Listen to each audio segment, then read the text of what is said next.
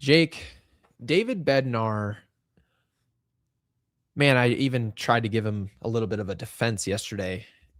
He's one of those guys that throws the untraditional kitchen sink at hitters as a closer, right? He doesn't have that elite stuff that you normally see.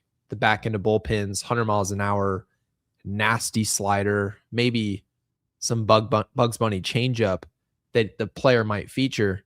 He doesn't have really any of those pitches. He's just one of those type of guys. It's fastball, curveball, first pitch. Like he's really trying to get guys off balance. And last season, he got it done post-trade. He still wasn't Mason Miller. He wasn't Johan Duran, who both of us really wanted at the top of the market. Cashman didn't go that route. And we understand the pros and cons of it. We've talked about it. And obviously, that wasn't Aroldis Chapman who was pitching for us today. We know what that breakup looked like. And those are some of the premier guys who, honestly, because of what Bednar did last year, we didn't really care that it wasn't at the top of the market. We kind of looked at other things that were wrong with the team. And now here we are, Jake. This season, he's a lemon. And normally when a reliever, not just our closer, becomes a lemon in our pen, we traditionally blame Aaron Boone for overusing the pen, right? If you overuse somebody, you can't expect quality performance over the long haul. This has nothing to do with Aaron Boone. We've actually clapped about the job that Aaron Boone's done overall, stretching out the starters deeper into games to avoid this. And I think he's done a decent enough job. Of late, it's been a little touchy. We're working in guys off of injury. And so now more relievers are coming into games. And the whole point is save guys like Tim Hill, Bednar, Doval, if he ever figured it out, and maybe even a Cruz. So I say all that to say this. David Bednar got here all on his own. He hung a curveball today to Tyrone Taylor. Who's terrible? Tyrone Taylor is one of the worst hitters in not just the National League, where the Mets reside, in Major League Baseball. The guy's hitting a .188 with 3 homers. Jake, his on-base percentage is .207 after what happened today.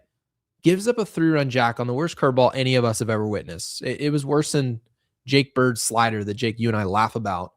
And it led to a 7-6 loss. We lost because of David Bednar. There's no excuse for that. And obviously the post-game interview, it wasn't going to make this any better. And right now, there's no trade that can make this better. That's actually the worst part, right? Easily. Philadelphia is now winning games. Jake, obviously you're pleased to see who's managing over there, but Rob Thompson was fired. Shocker. Philadelphia is winning, right?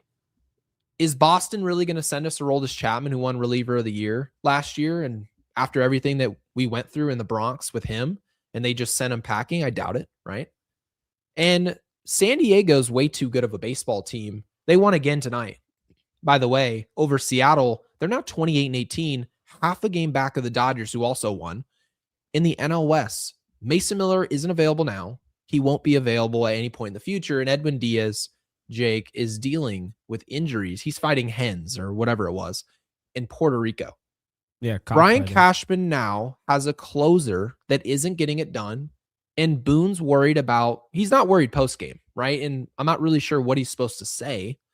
This guy's supposed to be the closer, and he doesn't get the job done, right? And so he just chalked it up to a bad road trip. No big deal. They're going to get back to it. We'll, of course, discuss if this is a disaster. And spoiler, it very well might be here. Welcome back to Yankees Unloaded, powered by Prize Picks. This is Gary Sheffield Jr. That's Jake Ellenbogen. Be sure to subscribe. And for free, you can hype the video below down in the comment section. We greatly appreciate if you guys did that. Helps us reach a new audience and helps the network who covers the Yankees every single day. And yeah, like the video. But Jake, we're also discussing Trent Grisham, who again, you've pointed out the splits. He was 0 for 5 today from the leadoff position. We have no idea why we saw him there. It's as if the Yankees have never seen these splits before, and they tell us they're this analytically driven team. I don't really see that, right? We watched what these results look like day in and day out. Anthony Volpe had himself a big 90 reach base 4 times, 2 knocks. We can't ignore what he's doing. Does it have any impact on what's going on in the infield long term? And I felt like the cherry on top was Devin Williams. He got the win tonight. So it's just a bad series for the Yankees now in hindsight. But Jake, let's get started on your thoughts on David Bednar, who now wields an ERA of 4.95. Boone went his way and he crapped the bed. What's up? He's not that good, Gary. He's good, but he's not that good. And this is what I was talking about. WBC showed us everything. He's a good, not great closer. He's definitely not one of the best closers we've had the last 4 closers that have been the Yankees closer. I mean, I don't think he's better than Luke Weaver the year they went to the World Series. I don't. I don't think he's better than Britton when he had it going. I think he's better than Clay Holmes, but yeah, that's not really saying a hell of a whole lot. So, really. Yeah, I'm over Bednar. I'm over this bullpen, to be honest with you. I hate that Tim Hill gets this loss. I felt like he was kind of in no man's land. What do you really do in that situation? Because Boone's, genius here. He used Yarbrough, Bird, Doval, Cruz, and Bednar already. So Tim Hill has to come in. It was a CVS receipt. Who pitches to contact. So it's like Tim Hill's probably the last guy that should come in with runners on. And he's a really, really good pitcher, and I love Tim Hill. But let's just call a spade a spade. We know what Tim Hill is good at. He's good at generating soft contact. He pitches to contact. He's not going to miss bats. So, of course, guy bunts, gets the guy over to third. It's also why I absolutely hate their extra inning rules, because I think it heavily favors the home team. I just do. I feel like if you're the road team and you don't score 2 runs, you're actually screwed. I hate it. I hate that we have a ghost runner on second, but that's not an excuse. The point being is that you have a ghost runner on second. Tim Hill's really good at generating soft contact. Even if he generates soft contact and it goes out in right field, guy's getting over to third. Now all of a sudden, you know what I mean? So it's just, I don't really put the L on him. And I know I saw people that were just like, oh, Tim Hill, what did he do wrong? Everything was soft, and that ground ball, I don't care if Volpe or Jazz field it and don't run into each other. Who's actually making the play? Who's making that play? It's a chopper. Bobby Witt Jr. is not making that play. The bottom line is the Yankees lost the game because their closer gave up a 3-run jack to one of the worst baseball players who ever lived. Yes. You just simply can't blame that on Aaron Boone. Aaron Boone did plenty wrong that you could nitpick around some of those decisions. But how in the world, I felt like ERC formerly did a pretty decent job. He didn't give us length, but there wasn't really a path to get there. So it almost forces you, and I've talked about this, is that you can say what you want about the bullpen. ERC coming up here and pitching, and you're not allowing him to pitch length. We're going to throw a lot of guys on those days. You know what other days we're going to throw a lot of dudes? Garrett Cole's return and Carlos Rodon's little runway that he's currently working with the last 2 times he's pitched. That's 3 different arms that we're expecting to throw 5, 6, 7 different guys. That's not a recipe for long-term success, and we all understand that. So for people to look at Aaron Boone and suggest that there's any other route he really could have gone, the only thing he could really do is change up the order. But in the end, Jake, when you look at your closer, somebody who's established he has that job, and literally everyone thought David Bednar should be the closer coming into this season. Nobody argued that. Because there was nobody that could even make the argument. There's no one who could even make the argument. The only other argument I've heard, and it's a pretty solid one, not saying I agree with it, but you mentioned Tim Hill, right? Because of weak contact, they don't really have a swing and miss guy anyway. When guys aren't already on base either. Exactly. So it's like, we're not really looking for contact. You want swing and misses. There's a reason Mason Miller is so attractive to the Padres, where they sent their number 3 prospect in baseball. That's intended, right? So looking at what the Yankees are doing now, I don't see how it's possible we can blame Aaron Boone for the result tonight, despite saying he's done some things wrong. He built a lineup where Grisham was leading off, right? He's not allowing ERC to go deeper into games, but really, that's a little nitpicky, if you ask me. David Bednar should be a good enough baseball player, really any closer on a contending team, if we want to call it that, should be able to close out the New York Mets on the road and not give up 3 runs. It was despicable, the type of outing we got. And they're just going to chalk it up to, oh, can't wait to get our home cooking and get out of here. It's like, get out of here. I can't stand that, by the way. Oh, yeah, we just fell short. No. You didn't. You know what falling short is, Gary? Falling short is when it's David versus Goliath and you have a crazy comeback and you just miss it. Or it's one of those games where, like the Lakers with OKC, right? They never really took the lead at any point, but they kind of stuck with them and kept pace, and then they fell short in the end. It was a hang around. Yeah. Falling short, like I heard Judge say that. I'm just overhearing that. I'm so tired of hearing that. You didn't fall short. Are you kidding me? You led 6-3. And oh, by the way, yes, I'm going to break it up. I'm going to bring it up, Gary, because I have it right in front of me. Shout out to Mike Eppy, friend of the show. How about this stat? He texted me.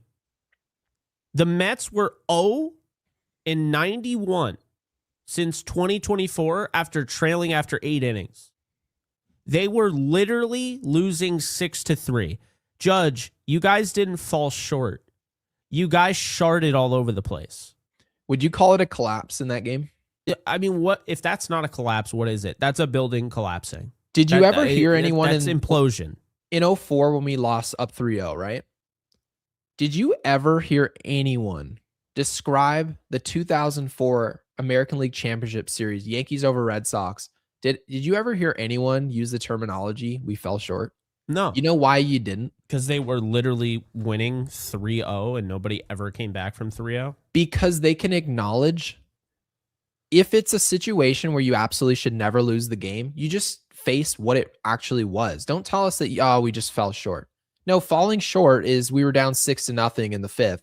And at the end of the game, it was 6-5 and you lost. Yeah. Sure. Right. But in the post game, I should be able to tell just based on the terminology, if I didn't watch the game, how the game was played.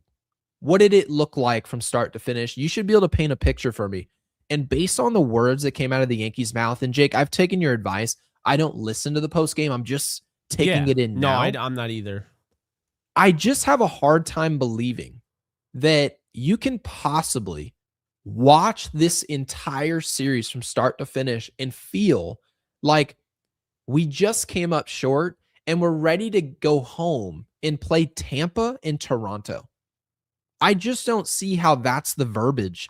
And it just seems so tone deaf. It's defeatist. That's what it is. It was tone deaf, It's defeatist mentality. It's, oh yeah, we fell short, but we'll get him next time. Defeatist. Yeah, so I guess here's what I want to do with this. And and also understand this. They have 162 games. You're trying to be even keel because you don't want to overdo it. I get that. Right. But you just lost to the Subway Series rival team that's not as good as you are. Quite frankly, they're a joke. They're 11-13 at home. The Mets suck. They're terrible. I'm not going to sit there and give them their props. They didn't even have a hit out of the infield to win this game. That's how fucking preposterous this loss is. Awful. It wasn't a good series overall. Not just a bad game. By the way, Jake, so what do you think Cashman? Because obviously our prompt is, does Brian Cashman need to find a new closer? But here's the thing. It's easy to say, well, yeah, the Yankees need someone more talented. It would be great to have a Miller, right? A Duran, a Chapman. But the question is, the Yankees don't have the time to really spend quality time developing one, right? So they more so need a finished product. Do you see any path where Cashman can, between now and the deadline, find a solution in the 9th inning? Or do you just let David Bednar get it figured out? Because Jake, just yesterday I told you, and I listed out the closers for the last 5 World Series champions, and there wasn't an elite closer anywhere in the mix the last 5 years. Now, a little bit of context, the teams, right? You're talking about the Dodgers, right? They have an elite offense, right? So there's a ton of different factors. It's not like closers win World Series more times than not. Do you put any stock into the fact that Cashman has to go get a closer, or do you just wait this out? It's a good question. Yeah, I mean, you said it the other day. Bednar is a streaky pitcher. I don't know if I want to. I don't want Giancarlo Stanton as my closer. I like Giancarlo Stanton as a DH that can hit fourth or fifth. I don't want him to be like I'm leaning on this guy to bring me to the promised land, because that's not smart. Leaning on the streaky player in any sport, you're setting yourself up for failure eventually, because it's actually predetermined failure. You know that this dude is streaky, so that means it goes both ways. He's streaky good and he's streaky bad. And right now, Bednar's streaky bad. So, unfortunately, the best option the Yankees have isn't an option right now. I've said this before. I'll say it again. Clark Schmidt is the best option for the closer role. And the reason being, he could do the Luke Weaver thing and go 2 innings. He's a starting pitcher, right? But he's got all the stuff in the world, crazy spin rate, all of that, great break, but he's got control. He's consistently around the strike zone. He misses bats. Clark Schmidt is quite literally the perfect option. Perfect. There's nobody better, in my opinion, in the entire organization than Clark Schmidt at being this closer. And why do you think that? Well, for the reasons I just said. You look at the way he pitches, and you're like, okay, this dude, as long as he stays healthy, that's always been the issue with him. It's been a huge issue, yes. But, I mean, he's dominant. He's absolutely dominant. When you watch him, when he's on, no one can hit him. And on top of that, I'm not getting Dontrell Willis level of, wild. He's not all over the place. He's a strike thrower, always which is around the strike zone. And I guess Bednar, technically speaking, he's still a strike thrower, but here's the issue. If you actually pay attention to his pitch mix, it really tells on himself, right? Mm-hmm. If you look at Mason Miller, let's use him as a perfect example. No one in the sport is Mason Miller. He's one of one, right? Everyone thought the Padres were getting swindled in the trade, and I laughed, right? Of course. The guy's Nolan Ryan, but he's a reliever. He goes into outings, and a lot of times what you see, first pitch 103, second pitch 103, third pitch 104. He's telling you, this is my bread and butter, power. He's got one of the best sliders in the game. I don't know if you guys have watched Pitching Ninja at all, and I love watching his content on social media. Yes. If you see the type of swings and the type of numbers, right? You see the type of numbers that hitters have against that slider, it makes you want to throw it. And you know what he likes to throw anyways? The fastball. Because he knows I'm a power guy and there's nothing you can do about it. Here's the inverse of that. Go watch David Bednar. You know what you see first pitch? Breaking ball. Change up. I'm going to sneak a fastball in the corner. When he's got it going, he's getting breaking balls over to show I can throw that first strike. He can bounce it when he wants to, right? He's still a good pitcher when he has it going, but his pitch mix tells on himself in the fact he can't rely on his stuff to get him through outings. And so if you can't rely on your stuff, and every once in a while, Jake, you said you don't want Giancarlo Stanton as your closer. He can't locate, right? Every once in a while, that streaky guy just can't figure out a way to locate. He's a bad pitcher. That's why having a closer who's got elite stuff is the best way to go. Obviously, you'd rather have good stuff as opposed to mediocre. That's a given. But having better stuff allows you to get away with bad location from time to time. And David Bednar, Jake, unfortunately, doesn't have that. So that's the situation, unfortunately, we're in right now. We've got a guy who's got okay stuff. He's usually great at locating. And right now, he's not locating a damn thing. Nothing. No, it's not good. I mean, that was one of the worst pitches I've ever seen in my life, the one he threw to Taylor. Was it worse than Bird's slider? It's up there, man. Oh my God. Dude, that curveball didn't curve at all. No. I hope I never see it again on my timeline. What the hell was that? He threw a lot. It was like rest in peace. It was like Tim Wakefield throwing every now and then he'd throw a knuckleball that had no wouldn't do anything, and it just unintended for sure. But it would it would just float up there, and he just hopes that it doesn't do that. Yeah, that pitch. It was like, how could he possibly have thought that was getting to a glove? I mean, R.A. Dickey too, because R.A. Dickey used to go up there, and when his stuff was on, he was unhittable. I mean, same thing with Wakefield. But the thing about knuckleballers, Phil Necro, when you had those games, you're unhittable. When you don't have those games, you're the opposite of unhittable. Everybody's hitting you. Even Austin Wells could hit you. So let's not get carried away. Austin Wells couldn't hit off a tee right. we're gonna focus on pitchers though, because Gary, we have plenty of time to talk about. I mean, Schumann hit today, which was ridiculous. Yeah. Wells, like Yep. we have plenty of time to talk about that, because I saw Ed was like, "Why are we talking about this when we should, really we could talk about the lineup?" We want to set it up so essentially, yeah, we're talking about the lineup, but this is the part of the show. Like, we're probably gonna like clip some of this. I think, Gary, we should try and find some guys. Let's actually solve the problem, since I just told you how to fix it, but he's not available until likely August. So that's good for down the stretch. But for the time being, if the Yankees were to go out and fix this, do you have any names that come to mind that can maybe make some sense? Well, let me go ahead and I'm going to work backwards. Cruz is a no. Even when he has it going, he's a non-strike thrower, right? We like clean innings for him. However, you can't have a closer that needs clean innings. That he has to be a fireman, a guy who gets out of jams, and you'd prefer he's got 100 in his back pocket so he can rely on stuff. And if the location's bad, he can get away with it. Unfortunately, the Yankees have none of those guys. Let me go with the list. So we had about 96 players pitched today, right? It felt like a damn relay race. We went ERC, formerly, Ryan Yarborough, who was horrible, Jake Bird, who was fine, and he's not good, Doval, who also did fine, not good at all. And then you go Bednar, Hill. Were any of those names a qualified person? Honestly, you'd say Yarborough's not closing, Bird's not closing, Doval's definitely not closing. My God. Cruz is not closing. He doesn't throw enough strikes. Isn't the only argument right now Tim Hill? That was what I was getting at. When it feels like to the only argument, and he's a backup non-perfect option, but he's the best at it right now, and that's not a good thing when it comes to describing someone's bullpen. If your closer's got to move out of roles and you have to replace him with a lefty who's throwing 91, I think there could be an issue with what's going on back there.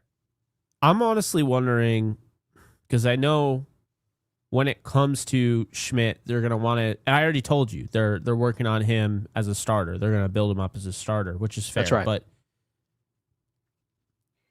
it almost makes you wonder if it makes sense to not view him in that way. Coming off Tommy John, he's not like Cole, where we're talking about Cole being ready at the end of this month. We're talking about a guy that won't be ready until mid-August, maybe even September. Like, we don't know, right? It's going to be around that. So doesn't it make more sense to not build him up as a starter, get him back maybe a little bit quicker? And also, his season's you're almost looking at a redshirt season. He's not going to have a redshirt season. He will be back. He will contribute, as I've said. But, like, just chalk it up to a lost season in terms of him starting and just, like, go all in on him. Like, okay, he literally provides a role. The starting rotation's full right now, right? Even now.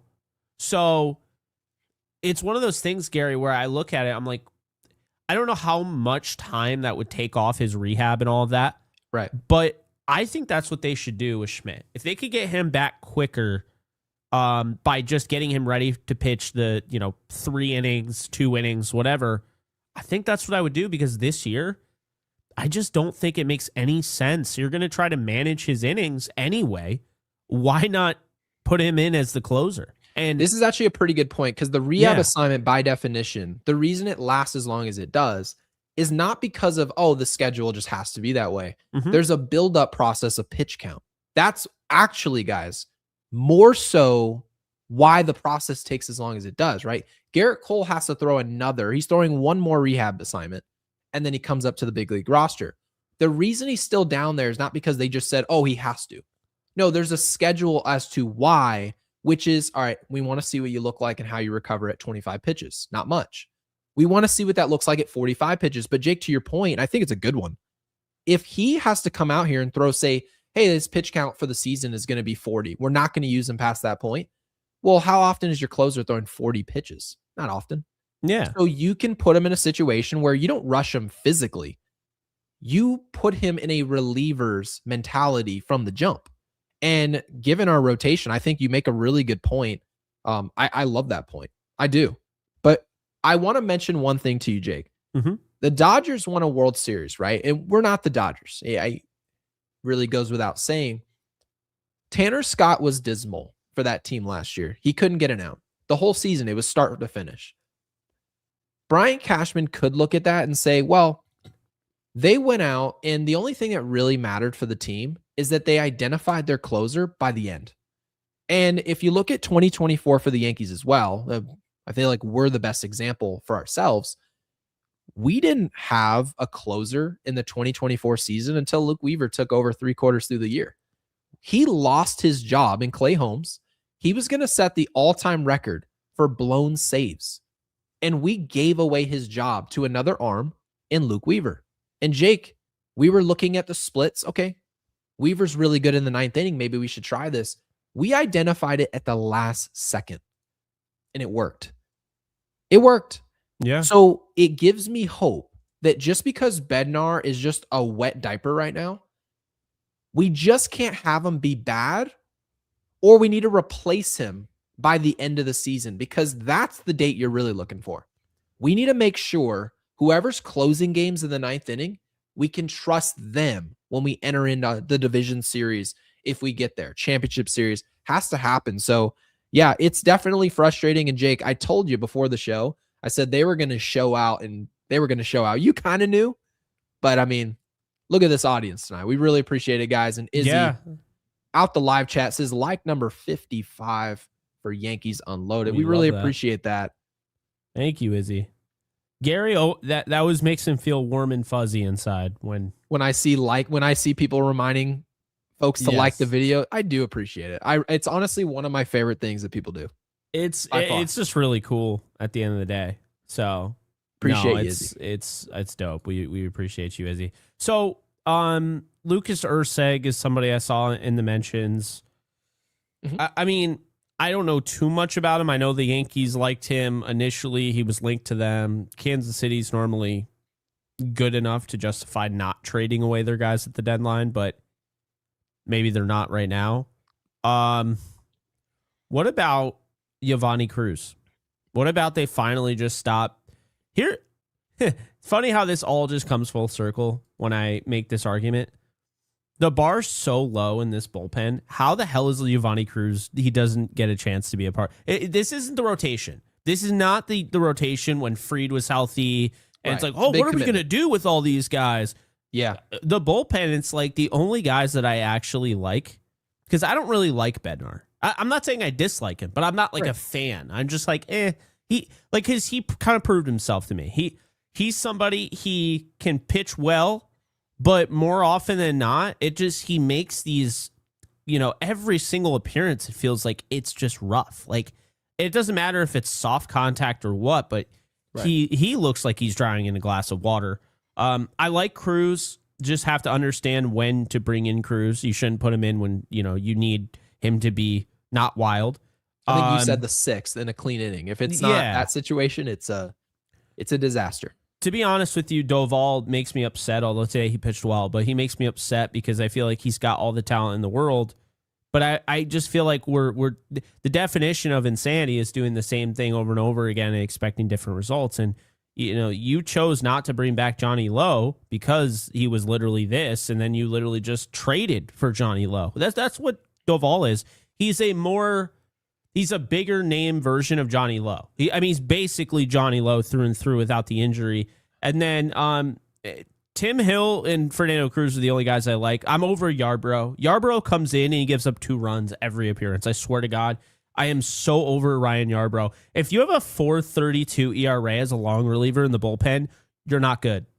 You're not good, pal. Yeah, because technically speaking, he has more innings to work with. Yeah. So he can get his ERA down. He's also pitching in times where hitters aren't locked in. Teams either up a ton or down a ton when he comes into the game.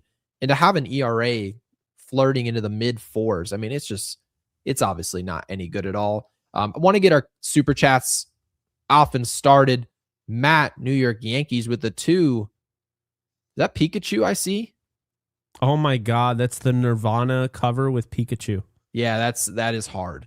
That So goes Matt, we hard, really yeah. appreciate that. Says Never mind. injury risk aside, and I saw this super chat a little earlier. Obviously, I wanted to keep us a little on schedule here. So he says, injury risk aside, would you play Rice at catcher? Of course I would.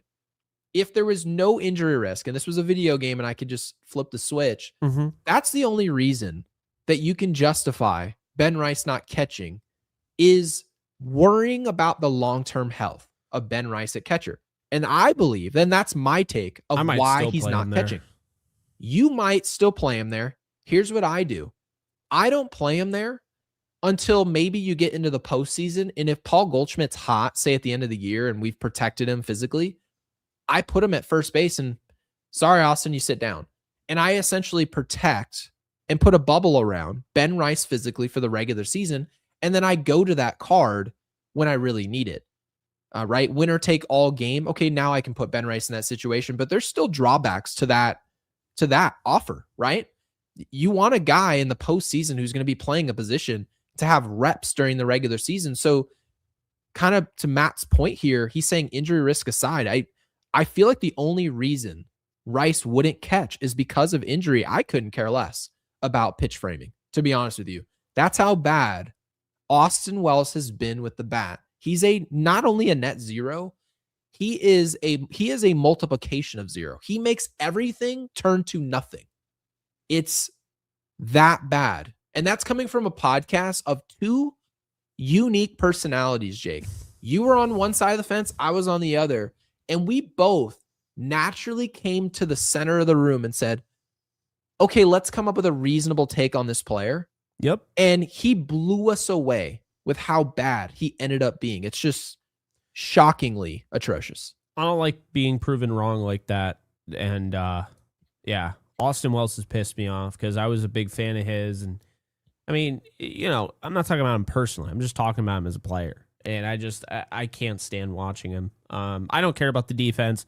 I figured that after our conversation, I kind of slept on it.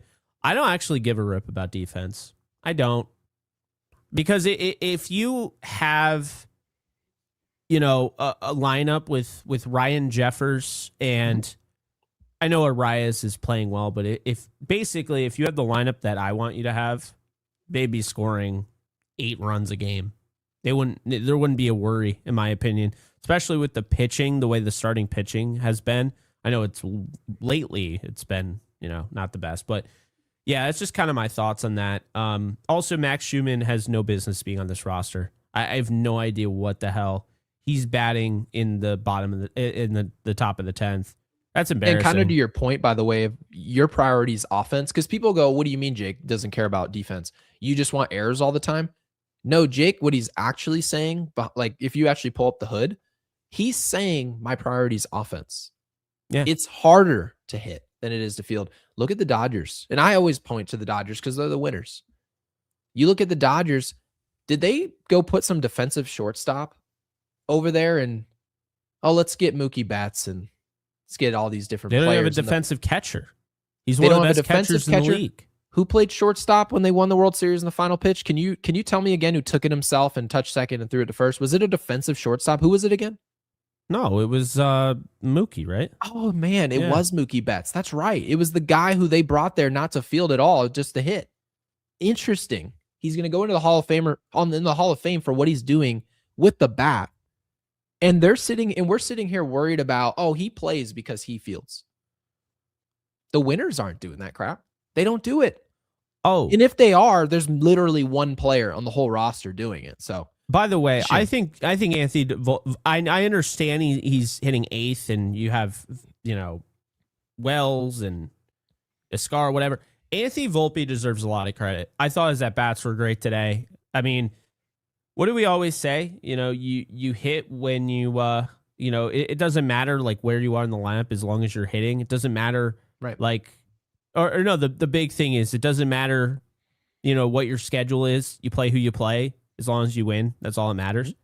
Production is everything at the end of the day. No one's going to go back and be like, well, Anthony Volpe only did that hitting 8th, to be fair. It's like, dude, if Anthony Volpe wants to hit like this, and I understand he only has a 222 batting average, but he has a 563 on base percentage right now. and All he's we gotta walking. do, yeah, He's all we gotta walking do is hit twice him in every front game. of yeah, I'm surprised they didn't put him in front of they decided to put him up in the lineup where Ascara actually was hitting in front of Yep, he a wasn't scar hitting against in a right-handed pitcher because they don't actually look at splits. no, they don't. I'm gonna It's an crash out, I swear. interesting decision that the Yankees are making. I'm not really sure It's what we're something. doing with it. Yeah, I know. I'm So- trying to be professional with it. So It's Volpe bad. has how many walks? He's got 7 walks this year. He had 43 all of last year. He has 7 in 4 games. So the key to unlock walks is to just have Austin Wells, who's a literal just a wagon behind him. Just make sure everybody's pitched around. I mean, I'm at the point where these guys are so bad that I actually don't mind seeing Anthony Volpe in the lineup anymore. Is he my favorite? No. But how do you watch Anthony Volpe and get mad at him when you're looking at Escara, Wells, Ryan McMahon 0 for 4? They should just call him 0 for 4. He's always 0 for 4. Wait a minute. Where did McMahon hit in today's lineup? Was he 6th? Yeah, he hit 6 today for some reason. Why did he hit 6th? Boone had no idea what he was doing with the managing today. First off, Grisham should never lead off in a million years. I was right. You were wrong if you believe anything other than that. He's batting 166. We usually hate that argument. Yeah, like here's my thing. You know, all those analytic like total dumbasses out there who are, ooh, Trent Grisham's. Is he still unlucky? Is he just unlucky every game? Are we just going to do that? Can you imagine if we just said, you know what? The year Jameis Winston had like 30 interceptions in the 30-30 season, 30 touchdowns, 30. He's just unlucky. You know, we're not going to count half of those interceptions. I think Jameis actually counts as more unlucky. I would say Jameis actually has a better case for being unlucky because technically the following year he needed LASIK surgery. So he couldn't see. Now, we don't know what Trent Grisham's issue is because he can see when he's hitting 7th and there's guys on base. But when he's hitting leadoff and he's table setting, he's the worst hitter you've ever seen. Can I just say that how about this? First half of the season, first 2 months of the season, Alex Verdugo looked like somebody that I wanted around for a long time. Remember that? You did. You said that. Yeah. Mm-hmm. So can I just say he was unlucky the whole second half because I just happened to like him? Well, no, because technically speaking, when they say he's unlucky, their entire argument just means that they typed in the Baseball Savant that his expected numbers are better than what is are better than what his actual numbers are. Jake, can you actually do us a favor? Can you pull up Trent Grisham's Baseball Savant page? Because I actually want to make a point, and this isn't my point per se. I can't remember, and it just kills me that I didn't write this down. It's funny how it continues to just go down. God, you know who it is? Okay, I figured it out. I'm really sorry. I can't remember his name, but he's the guy who runs the podcast. He does a great job. And he says, ball. He'll see a guy throw like 150 miles an hour, and he's like, ball. Do you know who I'm talking about? No. Oh, it drives me nuts. He's great on TikTok. Anyway, he made the point. If you hit the ball, he was talking about Fernando Tatis Jr. And it was interesting because do you know who hits the ball harder than Fernando Tatis Jr. this year? Nobody. And he said it doesn't matter. You know why? Because it's easier to hit the ball hard on the ground than it does in the air. You know how we know that? Physics. It's easier to hit the ball on the ground hard or a line drive than it is to put the ball in the air. That's why you need guys who are 6'4", 220 pounds more times than not to hit balls 450 feet. That's why. So if you take a look at these numbers, his expected batting average. Wait, so where's his expected batting average? Do we have that number here? Yeah. What do you mean? It's WOBA. Oh, excuse me. WOBA.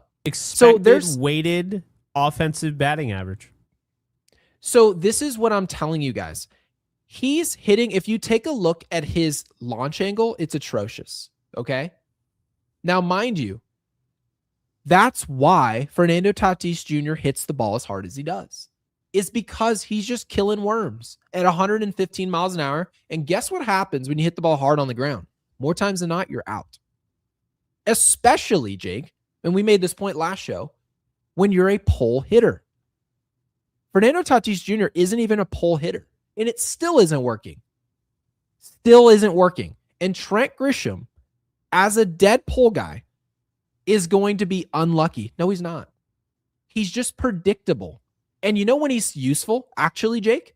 With guys on base, he becomes less of a pull hitter and less of a power hitter. That's why he's more successful. Hey, by the way, look at all these opposite field. Look at where they are. And majority of those hits are coming outside of the leadoff position. Mm-hmm. Something that you brought up 2 shows in a row. We've told you guys, Trent Grisham's not a bad baseball player. He's hitting 166 with an ops of 631. That's bad. But if you actually filter his numbers and say, give me Trent Grisham's numbers without his leadoff at bats. My bad, all of a sudden, by the way, this better. ex-Wobo or whatever, I can't even follow all of them. It's expected weighted on base average. Oh, who the hell cares about that? Yeah. Throw this thing in the toilet. But this is expected batting average, which I already knew. So, yeah. Yeah, expected batting average. He's expected at 216. That's not good. We shouldn't be weighing anything. Stop weighing. Get off the scale. Stop doing this right now. It's annoying as shit. We have our stats. We don't need to be like, well, a home run at Yankee Stadium isn't worth as much as shut the hell up. Shut the hell up right now. They don't help at all. Hey Jake, by the way, can you help me so he doesn't burn into our OLED? Can you help me read what I'm looking at right now? Our 6-9 hole is the worst in the league. No, his username. The Eisen Ors? Yeah. Okay. Thank you. Appreciate the 2. Says our 6 through 9 hole is the worst in the league. So we had McMahon. Technically today was what? McMahon, Jones, Volpe, Escara. Then eventually we got Rosario and Wells. I just don't see the justification. Yeah, please do. I really appreciate you getting them out of there. Yeah, the 6 through 9 obviously is not good. And what makes it a lot worse is when you take a player who, statistically speaking, in Trent Grisham plays well in the 7 spot, you made that group 6 through 9 exponentially worse. So we want to just point that out. Yeah. Before getting to this super chat, and Jersey Girl has changed her avatar again, which I believe it was wasn't it Costanza before, and now it's 420? 420 blazing, I guess. Damn. Wow. I'll tell you right now, that wasn't on my bingo card, but Jersey Girl is Bob Marley now. Thank you for the 5 and the support of Yankees Unloaded. And again, guys, be sure to subscribe and like the video. It's a great way, hyping the video, great way to help support us as well. Obviously, the super chats are awesome. Jake's favorite says, Wells doesn't need to bring his bat into the box, just stand there and hope for a walk. Better yet, let's just put his baseball card in the box.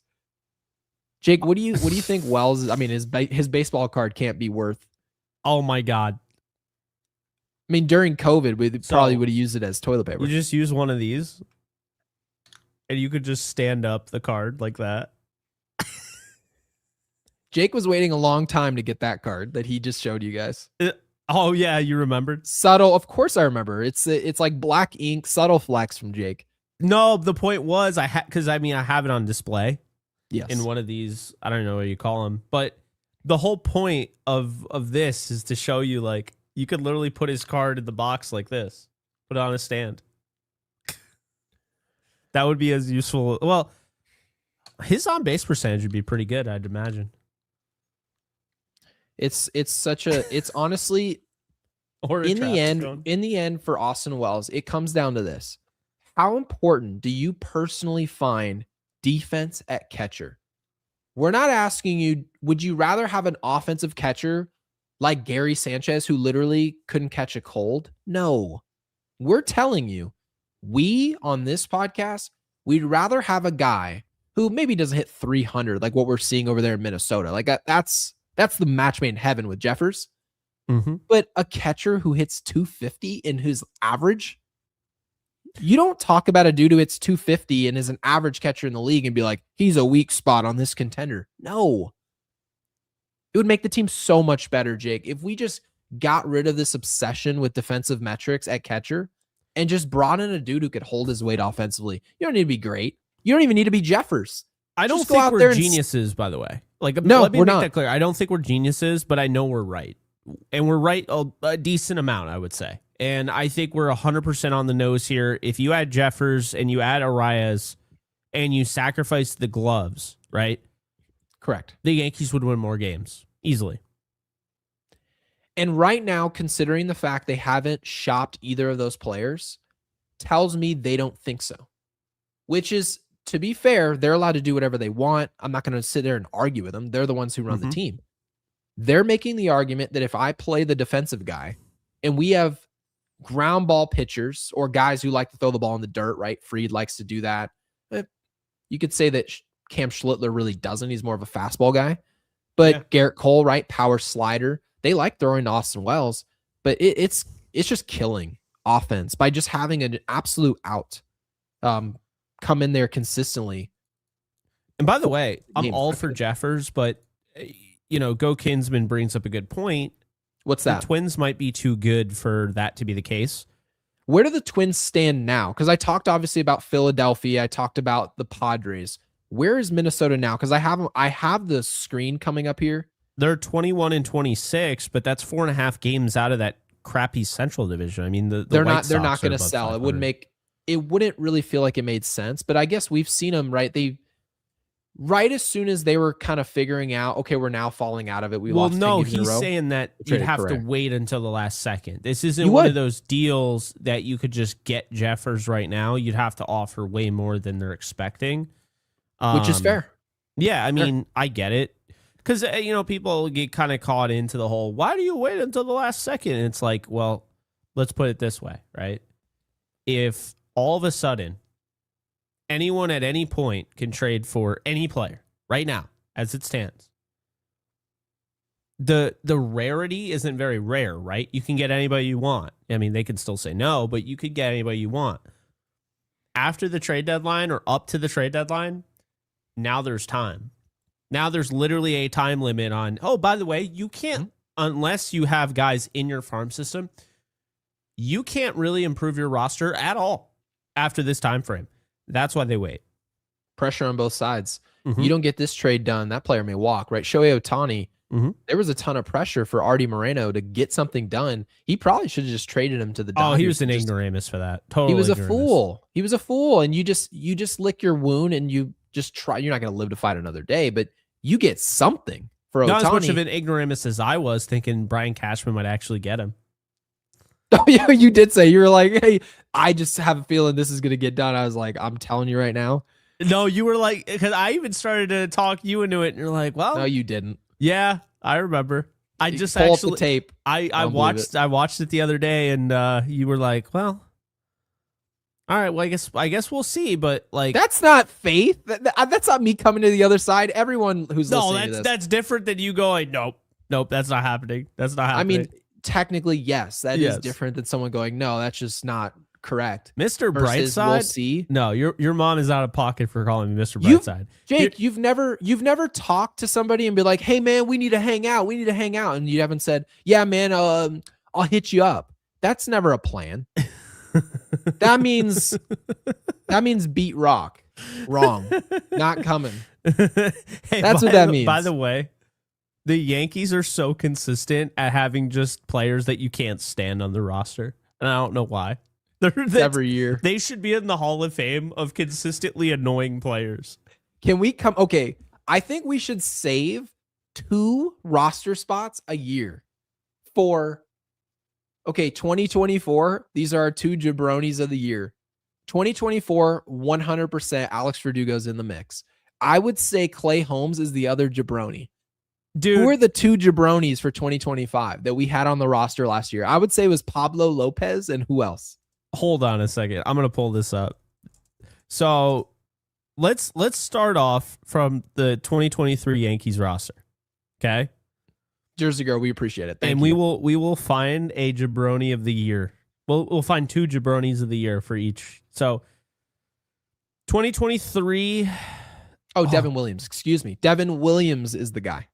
Last year, it's Devin Williams. Aaron Hicks 2023. Aaron Hicks. Franchi Cordero was in there. No, I would say Aaron Hicks with confidence, and then I would probably say Jimmy Cordero. Oh, Lou Trevino. I couldn't stand him. Every time he came in, he'd Wasn't give good. up all the inherited runners. To be fair, though, in my opinion, you have to be a starter or in a position where you should be a good player to Then be Aaron in that position. Hickson, Donaldson, easy. And then Yeah, 2024, I would go That's with Verdugo. Verdugo, second half Verdugo. I thought first half Verdugo was a lot of fun. Verdugo, and then I would go, was it Trevino? I mean, No, you it was could, Devin make Williams, the wasn't it? argument. Oh, that was 2024. No, you were saying, right? 2024. That's five. Yeah. There's a real argument to be made. It was Caleb Ferguson until they traded him. He was horrendous. Horrendous. Every time he came in, it was a nightmare. Dennis Santana was so bad, and then he went to the Pirates and became like really good.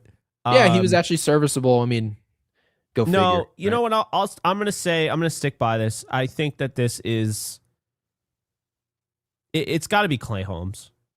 It is Clay Holmes, of course. Yeah, he lost his job to a pitcher who was unproven, and he had his 1-year wonder that year. I didn't hate Devin Williams like everyone else did. I did, yeah. I did hate him. I would say, who would I go with? It's funny. I would probably go with Ryan McMahon. Oh my god, dude! Look at this. Wait, hold on a second. I laugh way too hard at this. Anthony Volpe, definitely. Sean, yeah, Anthony Volpe was the jabroni of the year. Sean said, "Hold on a second. Can you save Ninja Hot Dog's super chat so I can put this up on screen?" Yeah. Oh my god,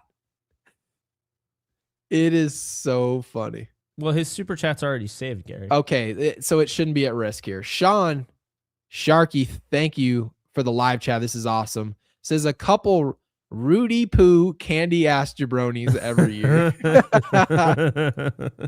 And that is the way it feels. So of course, thank you for being in the live chat. We really appreciate obviously the environment you guys help create, because that is dude, Willie hilarious. Calhoun. Oh my god, get him off. I don't want him in the chat. Another dude I would throw out there is Ronald Torreyes, because everyone in this freaking area was like, "Oh, Ronald Torreyes, he's such a great inspiration. He's 5'6". I'm like, I don't give a shit what he is.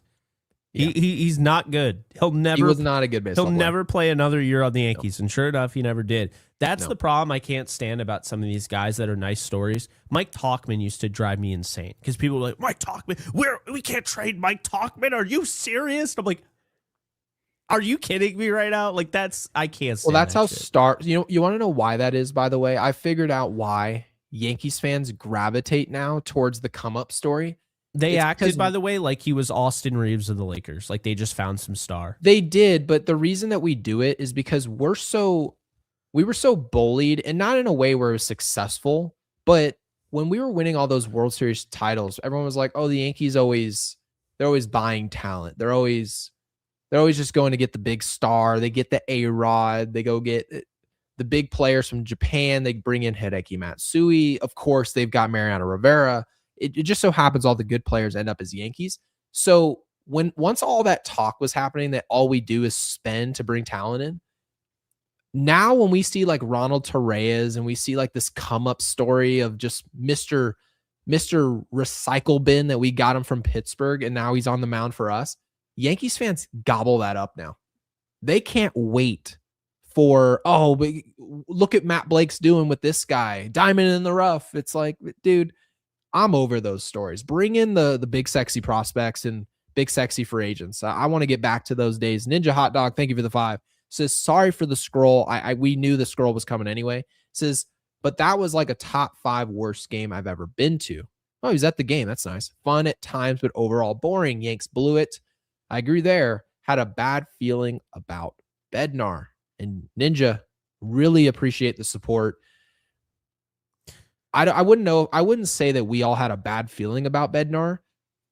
I would just say at this point, he's in his current state. He's Fernando Rodney, isn't he?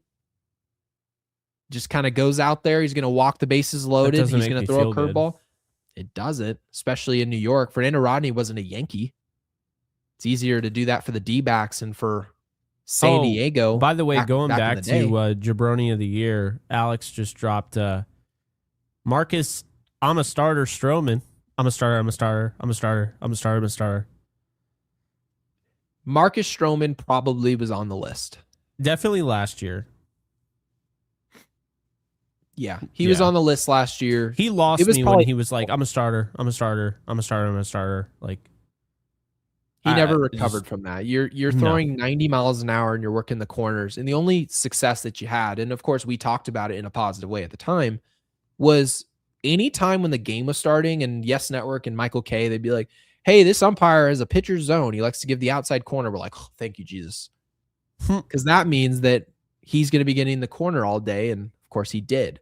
But anytime you saw, oh, this guy's got a neutral zone or a hitter strike zone, that just means smaller. Marcus Stroman was batting practice, and he had a great career, but not with us. So Ninja, appreciate the super.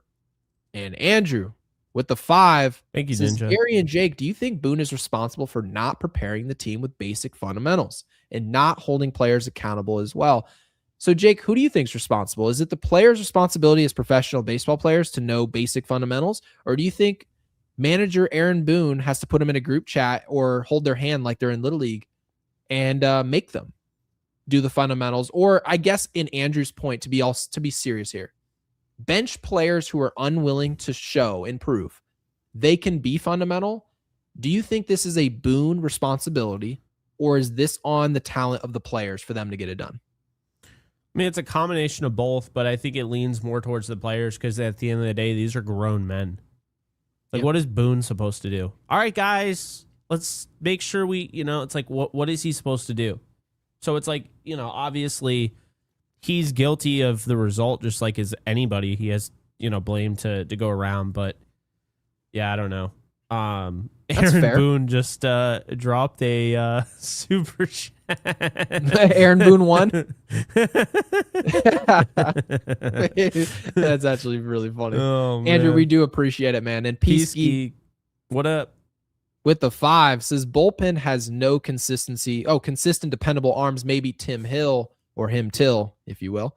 And says, when was the last time Bednar had a 1-2-3 inning? Not expecting Mariano, but come on. No, it's a great point. I mean, Bednar almost always puts guys on base. He always has to work. Yeah, I'm honestly, I'm just over it, but it's not going to change anytime soon. David Bednar, I believe his whip is in the 1.5s, just so that you guys can, when you leave Yankees Unloaded tonight, and remember you feel before this appearance, I said he's been pitching poorly. Of course. Yeah. And that technically was just his second blown save of the year, but his whip is 155, right? So ERA aside, you put away run prevention and you just talk about putting traffic on the bases. That's a negative in the 9th inning. You don't want traffic. You want to miss bats. That's the whole point in the 9th. So when your whip's 155, almost 2 dudes are getting on base every time you come out to the field. So Peasky, to really wrap a bow on that, the reason you feel like he's not having 1, 2, 3 innings is because he's not. That's why. So it's just sometimes you can look at the stats and they show you the whole picture. Sometimes you look at whip for a closer, and if it's high, he's not a good closer. He's getting guys on base all day long. He either doesn't throw strikes or he gives up contact consistently. Yeah. Schumann works for Yellow Taxi. He should be. All right, like I totally now. It's so funny because my dad was giving me not shit, but like he was just like, hey, what if Max Schumann's parents are watching? And you just totally ripped him when he first got called up. Like, how do you feel now, Dad? Because I know how you feel because we were on the phone and he did not sound very happy about Schumann being up with a runner on. Yeah. And I mean, the bunt obviously wasn't great. And can I ask you this? Is it Schumann's fault? Yes. He shouldn't be here. No, absolutely not. Totally agree to your point. He shouldn't be here. It just honestly goes to show you they don't have a plan. It's silly. They just kind of go on the move. They kind of hope that the universe hits them first before they hit back. It's like, sure. Oh yeah, just how about you show me, how is the season going to go? They don't actually attack the season. They let the season attack them. And what I mean by that is like, oh yeah, Stanton went down. They were never going to make any moves for Jason Dominguez or Spencer Jones. They were going to let it come to them. And like, I do give him credit because in some cases, Caballero starting over Volpe initially, and, you know, Rosario was playing a decent amount early on the season, barely played last year. And they did call up Spencer Jones when they could have gone with, you know, one of the veteran outfielders in the minor leagues, like a Duke Ellis, who was actually on the postseason roster at one point, or Oswaldo Cabrera. And they absolutely, you know, could have just not used ERC, but they've gone against the grain a little bit and done something they normally don't do and step out of the comfort zone. But my biggest thing is that I am just so sick of seeing like Aaron Judge, Cody Bellinger, Ben Rice, and then you have guys like Max Schumann on the roster. You're like, what the hell? Are you kidding me? This is the New York Yankees, okay? Like it's every year. Like their bullpen is kind of a joke, if I'm being honest with you. And I mean, look, like Yarbrough, 4.32 ERA. Bird should not be in the majors. He's awful. He just throws cement mixers. Terrible. Your dad, without doubt, was right about him. But I think you're actually unfolding him, by the way. Velocity. He has nothing. There's nothing that's interesting about Bird. It's 98. He can throw a breaking ball, and they hope they could fix it with Matt Blake and company in the system. But I think there's a point that you're talking about right now, and I think if you really pay attention to like what's going on, you can pretty much point to the fact that the Yankees almost every year have some type of flex seal situation. There's not really a reason why there's 2-3 weak links in the lineup every single year, no matter. Right. There's no point of that. When we had Juan Soto and Aaron Judge in the lineup, those are the bottom line, they're solutions. Nobody's going to play over them in those two spots. So what should you be focusing the rest of your energy on? Filling out the rest of the roster, making sure that the others are doing their job. Because if they are, you're going to win a World Series. That's why the Dodgers win World Series. They're not winning a World Series because of Shohei Ohtani. No baseball team wins because of one player. They don't. Mike Trout and Shohei Ohtani were in their prime, and they didn't come close to sniffing a World Series. You know why? Because we all just assume the others suck. That's why. So when you're sitting here looking at our Yankees roster, and you come in and go, well, the Yankees have a really good lineup. Well, it sounds like you're just making an average of how many runs they're going to score in the year. And all those runs are pretty much going to be driven in through 1 through 6. It's going to be Ben Rice, Aaron Judge, Cody Bellinger. It's going to be the same cast of characters in different orders, and different guys are going to be hot at different times. The usual, right? Human stuff. But I'm going to watch Austin Wells, and I'm going to watch Ryan McMahon take 400, 500 at-bats this season. That's unacceptable. And I understand why they took the risk when they did. They felt like they had to upgrade at third base, but we saw now in hindsight, wasn't the move. It wasn't a good move. It's not and the Yankees should have solved the catcher's situation this offseason. They were laughed at on TBS by former all-time great Yankees. They were laughed about their roster construction. A-Rod, Jeter. Look at this roster construction. You know what they did for the roster construction? They ran the same other cast of guys who are good baseball players, 1 through 6, and 7, 8, 9 are still the same cast that people were laughing at. It's not a solution. And the Yankees are going to win 93, 94 games. And they're going to say, see, we were right. No, you weren't. You weren't right. Because the reason that 7 through 9 matters is because 7 through 9 wins you a World Series. Who do you think got the Jays to the World Series this year? Last season. It was the others. It wasn't Vladdy Jr. Vladdy Jr. was just doing Vladdy Jr. stuff. Aaron Judge was doing Aaron Judge stuff. The difference in the series was 7 through 9. We had zeros, and they had runs. They had productive outs. They had quality defense from that group. We used to get on Trevino, who was hitting. Yep. I mean, yeah, no one could have seen Wells being this bad, though. No, nobody. This is nuts. This is absolutely insane. And yeah, it's just it makes the roster look like a joke. It makes the lineup look like a joke. It's like, oh, it's the New York Yankees with Aaron Judge and Ben Rice and Giancarlo Stanton and Bellinger and Jazz Chisholm when he hits, right? Like, because Jazz Chisholm when he's on, I mean, that's a fun baseball player to watch. He's been good the past couple games. That's then right. They're like, Max Schumann. Austin Wells hitting 173 in May. What's McMahon hitting? Is he in the 180s now? 183. McMahon sucks. He sucks. He's he's what if his parents are watching? I don't give a shit. They can tell him the only reason that you're in the MLB is because you can field. That's it. I'm only softening the blow just in case Major League Baseball ever lets us cover the winter meetings. 258, Gary. 258. How do you have a 258 on base percentage? How? Grisham is a 293 leading off. Wait, who? McMahon has a 258 on base? 258. Oh, he doesn't even play against lefties more times than not. So he's almost a platoon guy with a 250 on base. That's crazy. It's a joke. It's an absolute clown show. And this is why I make the argument, like, you can't, there's no argument against Rosario playing every day. There's none. You don't score enough runs. You have a leadoff hitter who hits 166 with a 293 on base percentage. Your third baseman has a 183 batting average and a 258 on base percentage. Austin Wells plays every day and he's a 173 batting average and under 300 on base percentage. You have guys that shouldn't be in the majors, let alone playing every day. You have Max Schumann who's taking batting. He literally had an at-bat today, like in a key spot. He literally had to hit in the 10th inning. Like, what are we doing? This is what I'm talking about. This is why it's ridiculous. There's no argument you can make. Oh, yeah, Rosario, he can't play I don't give a shit. Rosario should be playing every single day. Still, Rosario has an OPS over 800. Still. Like, what are we doing? True. I figured out who Austin Wells is because obviously it's going to be redundant where it's like, it's not good, it's not good, it's not good. I figured out what Austin Wells should be.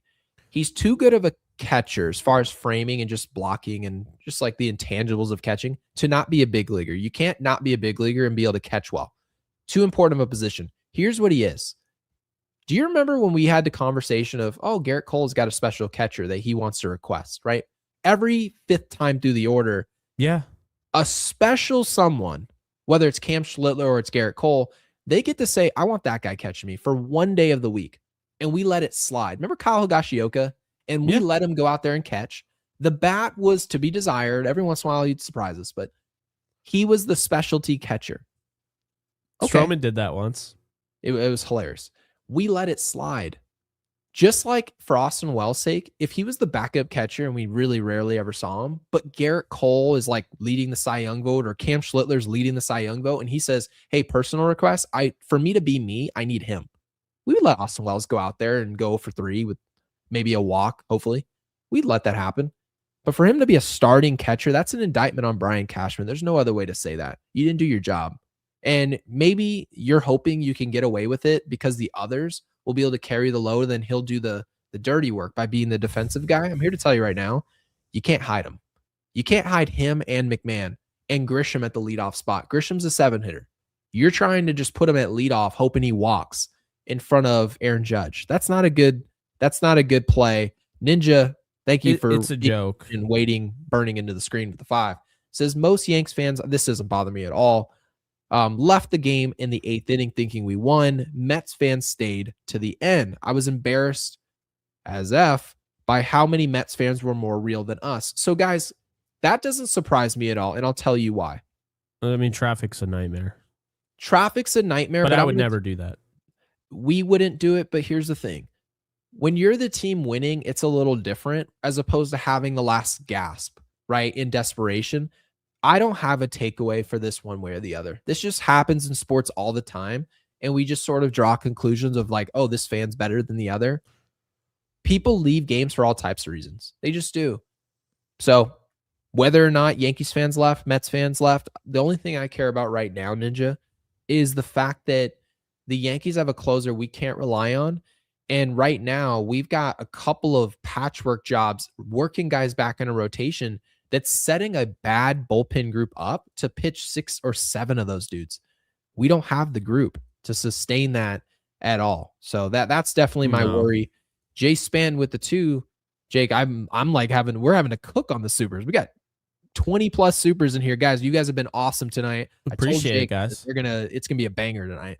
Spanton with the 2 says, guys, we scored on a little league ERA though. What do you mean? On a little league era or ERA? I don't really know. I'm not really sure. I'm trying to put it together because I don't want to waste it here. I mean, I felt like we did a pretty decent job against Peralta, right? We thought that might be. Can't edit this shiz. Yeah, I finally I've been waiting for a misspelled first spelling mistake. It was awful. It was awful when I tried to leave a super chat and there was just like then I was like, all right. And Gary just bullied me the entire time. There's not been one, and to be fair, Jake, you have to admit, not one person's misspelled anything until Jay Span just came and said, it's probably you in disguise, as a super chat in our own show. Ryan Smith, appreciate you with the 5, my man. Says, are the Yankees allergic to bunting, the ghost runner, and extras? We didn't do it in the Rays, Brewers, or Mets series. So, Jake, I have a quick question for you, just a little trivia. If you look at who started today's game, right, you didn't see Rosario the way that you wanted, right? Yeah. Who would you want bunting between Grisham, Rice, Judge, Bellinger, Chisholm? I would say Jazz is definitely a bunt candidate, right? But he can't bunt, so I don't even know if I'd want him. You might not want him bunting, but he's at least something you have to think about. Spencer Jones is definitely not bunting. We know that. Paul Goldschmidt, no. Schumann, I mean, he didn't start. Volpe, you could say he could bunt, like, right? I mean, he's not the best hitter in the world, had a good day today. So didn't I pretty much just say that it's like down to Volpe and maybe Belly could bunt, but I mean, do we really want him bunting? Who on the team personnel wise do you actually like bunting in crunch time? Is this a personnel problem that Brian Cashman maybe didn't solve, that there's not enough ways and dimensions to the offense to do this, or is that their choice? Well, so okay, you had Max Schumann lead off the 10th. That's right. Right. And Max Schumann was literally trying to square up and pulled back on a pitch right down the plate and then chased a ball that literally was going to hit him. So is that personnel? Because did you guys see he wanted to bunt? Did you see it? He wanted to bunt. I feel like this is like someone asking us, why don't we run the football? And then the one time you tried to run it, they fumbled. Yeah, it's like, oh, yeah, he was really good in college. I watched his highlights. Okay, did you watch his film? Because he fumbles a lot. Yeah, this is just a situation that I feel like, Ryan, this is a personnel thing. The reason that the Yankees didn't bunt in the Tampa series, Milwaukee series, or the Mets series is because under pressure, this Yankees team wants to swing the bat. They're not built to play small ball, and I think we all know that. So yeah, I just think that might be your answer. If Max Schumann can't do that, he shouldn't even be in the minor leagues. He should be working at an Arby's. He should be at Foot Locker. He should be at Foot Locker. Yeah, like, I mean, get off my team. Are you kidding me? And then the pitch he swung at, Williams, it broke at him. The pitch almost hit him, and he swung at that. So, yeah, I'm just... And that's right, Paul. Cabby can bunt, but Cabby's in They're missing him. Good God, are they missing him? No. Like, he is proving... He is proving right now, it's kind of funny, right? Because Volpe has actually played pretty well in his absence. But at the same time, it's not about the position. It's about Cabby not being in the lineup at all. Like, he's the glue guy. Let's just call it like it is. We're seeing Caballero is the glue guy of this team. He is the guy, and I've said it a million times, you need Rosarios and Caballeros to win a World Series. Yeah. The best teams, the teams that find a way, are the teams that have those type of guys that come through in the big moments. And I would agree. I feel like they're really missing him. And honestly, it's not to make excuses. I mean, they only had 6 hits today. Freddie Peralta was everywhere. He had no command at all. I've never seen Freddie Peralta look worse. And then Minaya comes in, and I mean, he wasn't great. And they put up 6 and they still lose. I mean, what's the magic number? 5? You should never lose a game when you score 5 runs. I was gonna say, if we need Jose Caballero, a glue guy, to beat the Mets in a series, we're not talking about sweeping him. We're talking about beating him in a series. If we need a glue guy to make that happen, how do you that's not a shame. Know how to bunt if you're in the MLB? That's so that is like actually that's indefensible. They don't work on it. That's indefensible. They think they work on it because the first couple throws of BP, they might just drop down a couple bunts and just be brain dead. But back in the day, obviously, and I get why they worked on it more, it was just stylistically, it's kind of like in the NBA in 1995. They treat the bunts like the layup lines. Yeah, but they treat it at the same time. It was like in the 1995, they were working on mid-range jump shots, and that was like a huge part of offense. And then obviously analytics showed, hey guys, it's easier if we just shoot 2 contested threes for potentially 6 points as opposed to really working our asses off for 4. And they're like, wow, well, I guess that's the math of it. And not to say we all agree on that approach, but that's the way that the game's played now.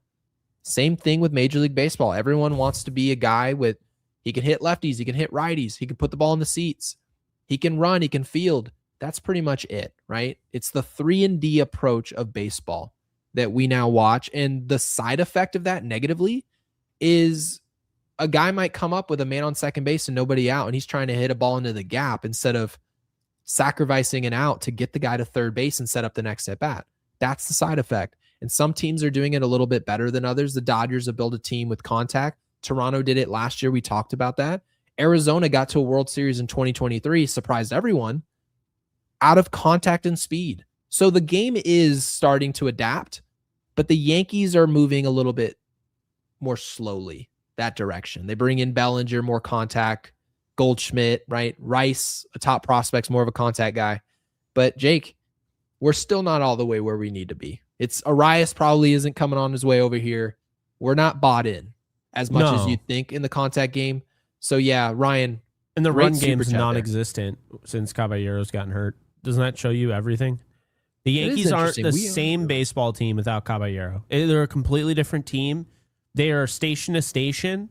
Mm-hmm. They're trying to get everybody to walk, and if they don't, look, Bellinger walked 3 times, Jazz walked twice.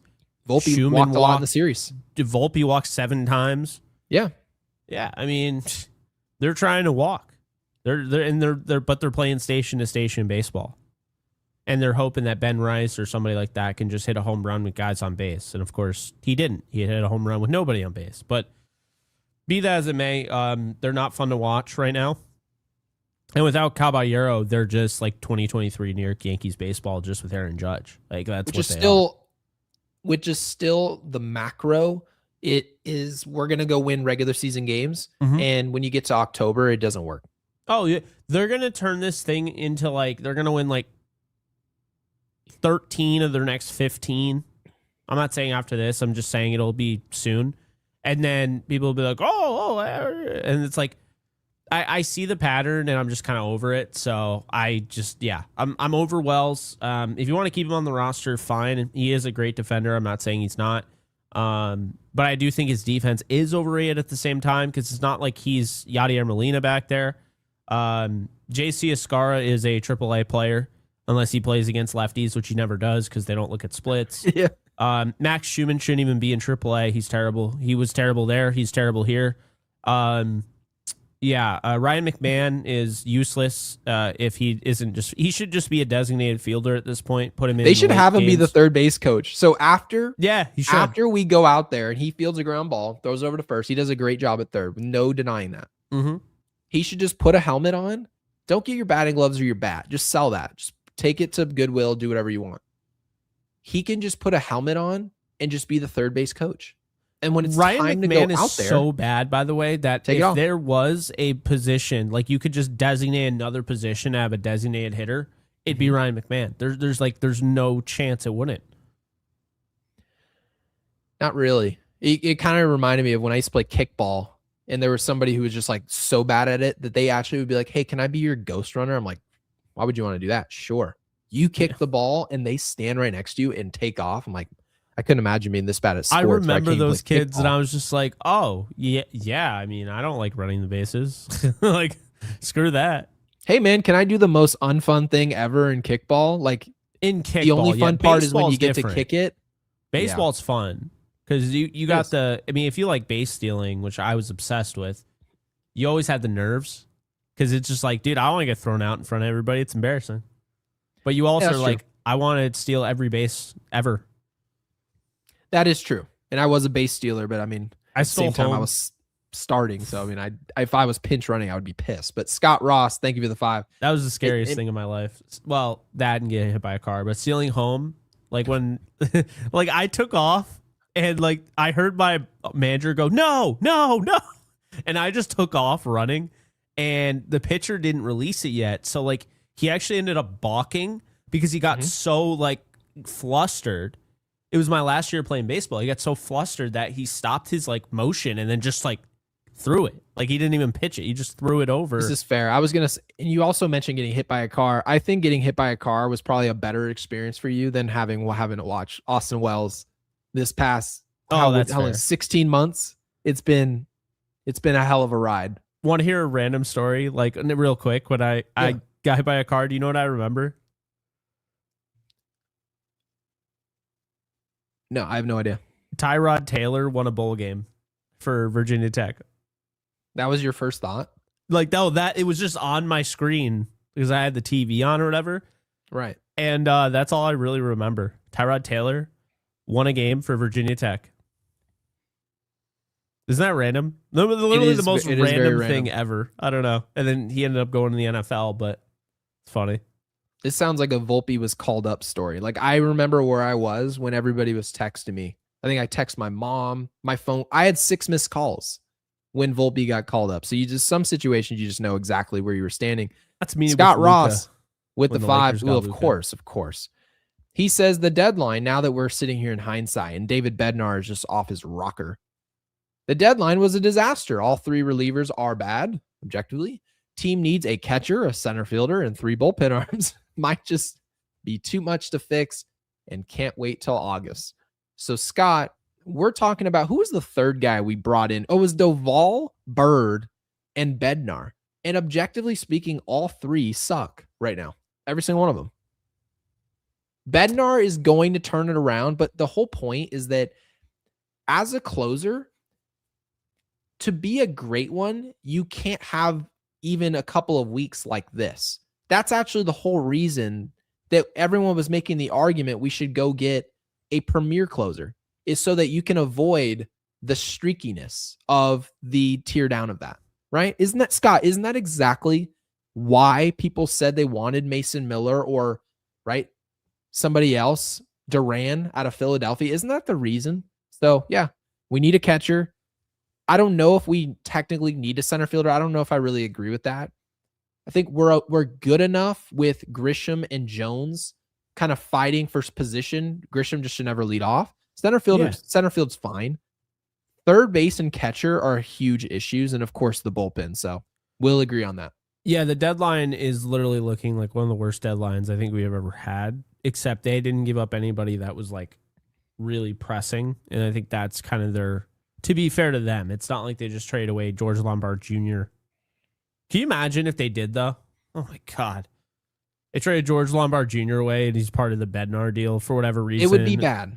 But I don't want to give him too much credit for, hey, we didn't really get anything of value, but hey, at least we didn't give up anything big. It's like, it made sense. One of these deadlines, you need to, not maybe that one because of who was available, but at the same time, we have to keep in mind, Mason Miller was traded. Well, I mean, I got to be consistent because, I mean, you know my thoughts on that. I didn't think they needed Miller, and I didn't think he was worth that because I felt like, is that the guy that's going to bring him over the hump to win a World Series? And I just didn't think so. Well, I'll tell you right now, in hindsight, I would have sent anybody we had for Mason Miller. And just because that player doesn't put you over the hump, my opinion, and we all have our own, is that Mason Miller takes us much closer to a World Series team. You can't look at a bullpen. I don't care who else is in that pen. You just can't look at a group. The hardest guy to find is the guy at the back end.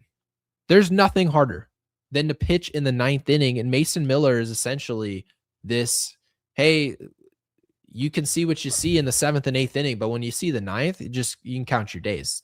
1, 2, 3. One of our super chats earlier was like, I need 1, 2, 3 innings. Mason Miller is the next closest thing to Mariano Rivera. He's the best pitcher in the game. But we were just, I wouldn't say he's the best pitcher in the game because he only pitches 1 inning, but that's fine. I mean, there were a lot of people who were like, Mariano is the best because he is completely dominant, but there were a lot of people who also made the arguments like, you can't be better than Nolan Ryan or whoever else.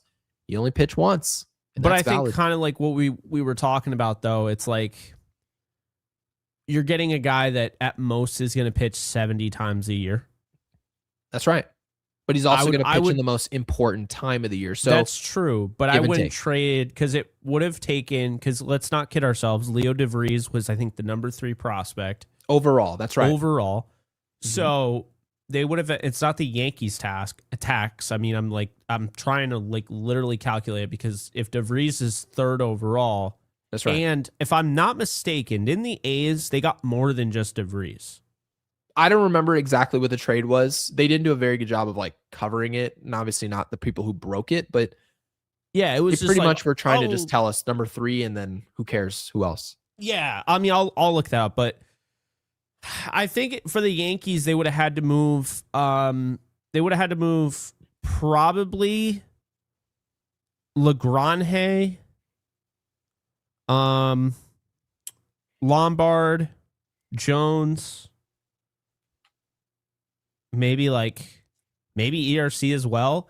And they probably would have wanted Ben Rice or something crazy. Like the Yankees would have ended up absolutely losing the deal. Like I would have hated it, honestly. Because it's like, yeah, you get Mason Miller, but and that was my biggest thing, Gary, because do you remember all the conversation was never about the Yankees would just trade prospects. Everyone was like, no. See, we want Ben Rice and Cam Schlittler for anything. And that to me took me away from every deal because if that's the snag. If you're talking about it's going to be guys who are already proven on our big league roster, like same thing with Paul Skeens. It's like if you're taking Ben Rice or somebody who's already proven, that's a different thing than sending prospects. There's not one single prospect or group of prospects that we have that includes Spencer Jones, that includes Jason Dominguez. It includes everybody. Anyone who's down in our system. And mind you, I don't even think the Yankees could have even gotten them by sending the entire brigade of prospects. George Lombard Jr., Spencer Jones, Jason Dominguez, you could have sent all of them and they would have probably been like, we'd rather have the blue chip number 3 overall prospect because that guy's Your mom's still saying better. I wanted to give away Cam. You could vouch for me. I've never once said that they should trade Cam away. No, you didn't. And the one thing I'm going to say here is that that's also before Cam is proven. To be fair. So mind you, even if you did say that, which you didn't, but if you did, it's much easier to send guys away before they ever make their mark at the big league level. Much easier. It's easier to send away DeVries before you ever see him hit 310 at the big league level. When he does, you're like, oh man, I would love. Do you really think, who was it that sent Fernando Tatis Jr. to the Pirates? Was it Pittsburgh who sent him over for James Shields? Who made that trade? Do you remember who that was to San Diego for Tatis Jr.? Because I believe it was James Shields who they acquired in the deal. Something like that. I mean, here's my thing, right? But once you see Tatis, you're not going to be like, oh, I would. Of course, you want to undo the trade. Tatis Jr. is now what he is. But that's the thing is that like I made that very clear. I was like, no Schlittler, no, because I think at the end of the day, I like Mason Miller. I think Mason Miller has a warning label on him because, I mean, he throws so damn hard. I do worry about that. And he has had issues in the past. But I also Gary, and you know me, I won't trade that much for a closer who's going to pitch 1 inning. And I know how important closers are. But it's like I didn't get Matt Blake to have to go out there and need the best. Like, you know what I mean? I have Matt Blake to get the most out of. So I would just try to find a creative way to do that. To me, the trade they did for Juan Soto, if you can do that trade, right? Let's say you can do that trade. Well, if all of a sudden the Yankees were opening to trading Spencer Jones, George Lombard Jr., insert top prospect there, at that point, you could probably start to have these conversations about going after Fernando Tatis Jr., going after Vladdy Guerrero Jr., who at one point was randomly linked to the Yankees, if you remember. Like, that's what I would do. I would go after guys like that. I wouldn't just go after a closer. And like, I understand that. Like, I mean, people would probably say that I'm wrong, and that's fine. But like, for Mariano Rivera, would I trade all my prospects to get Mariano Rivera? No, I wouldn't. I would not do that. Yeah, no, and it's like, obviously, if he was the final piece, let's just say 100%. But I'm just saying, also the way the teams look at our team, look at the Yankees, they want Rice, they want Schlittler, they want Warren, they want guys on the roster. I've told you my theory on this. I think it's stupid, and I think you totally are missing the plot. If you're asking for MLB talent, you've totally missed the plot. The whole point is, we make transactions based on the fact that I'm a better team and I'm more superior than you are. And you're in a position where it's like, this guy's not even going to want to re-sign with my team. So I want to just kind of reset the clock, try again, and get prospects from another organization. You don't just get to ask for Ben Rice and Cam Schlittler and Will Warren, these established players that are part of the underlying push to win a World Series. When I'm a World Series team trying to trade with you, and trying to get better now, I'm willing to give you guys for the future so you can have a better future and I can have a better present. You don't just then say, oh, yeah, but I want the guys that are on your present roster. No, you can beat rock. I can't. No, so that part to me makes sense because you're not talking about prospects. You were just saying that you wouldn't send prospects for a closer. Ben Rice isn't a prospect. Cam Schlittler is not a prospect. Neither of those players are prospects at this point. They're now proven big leaguers. But when you're talking about George Lombard Jr., he's never done anything, right?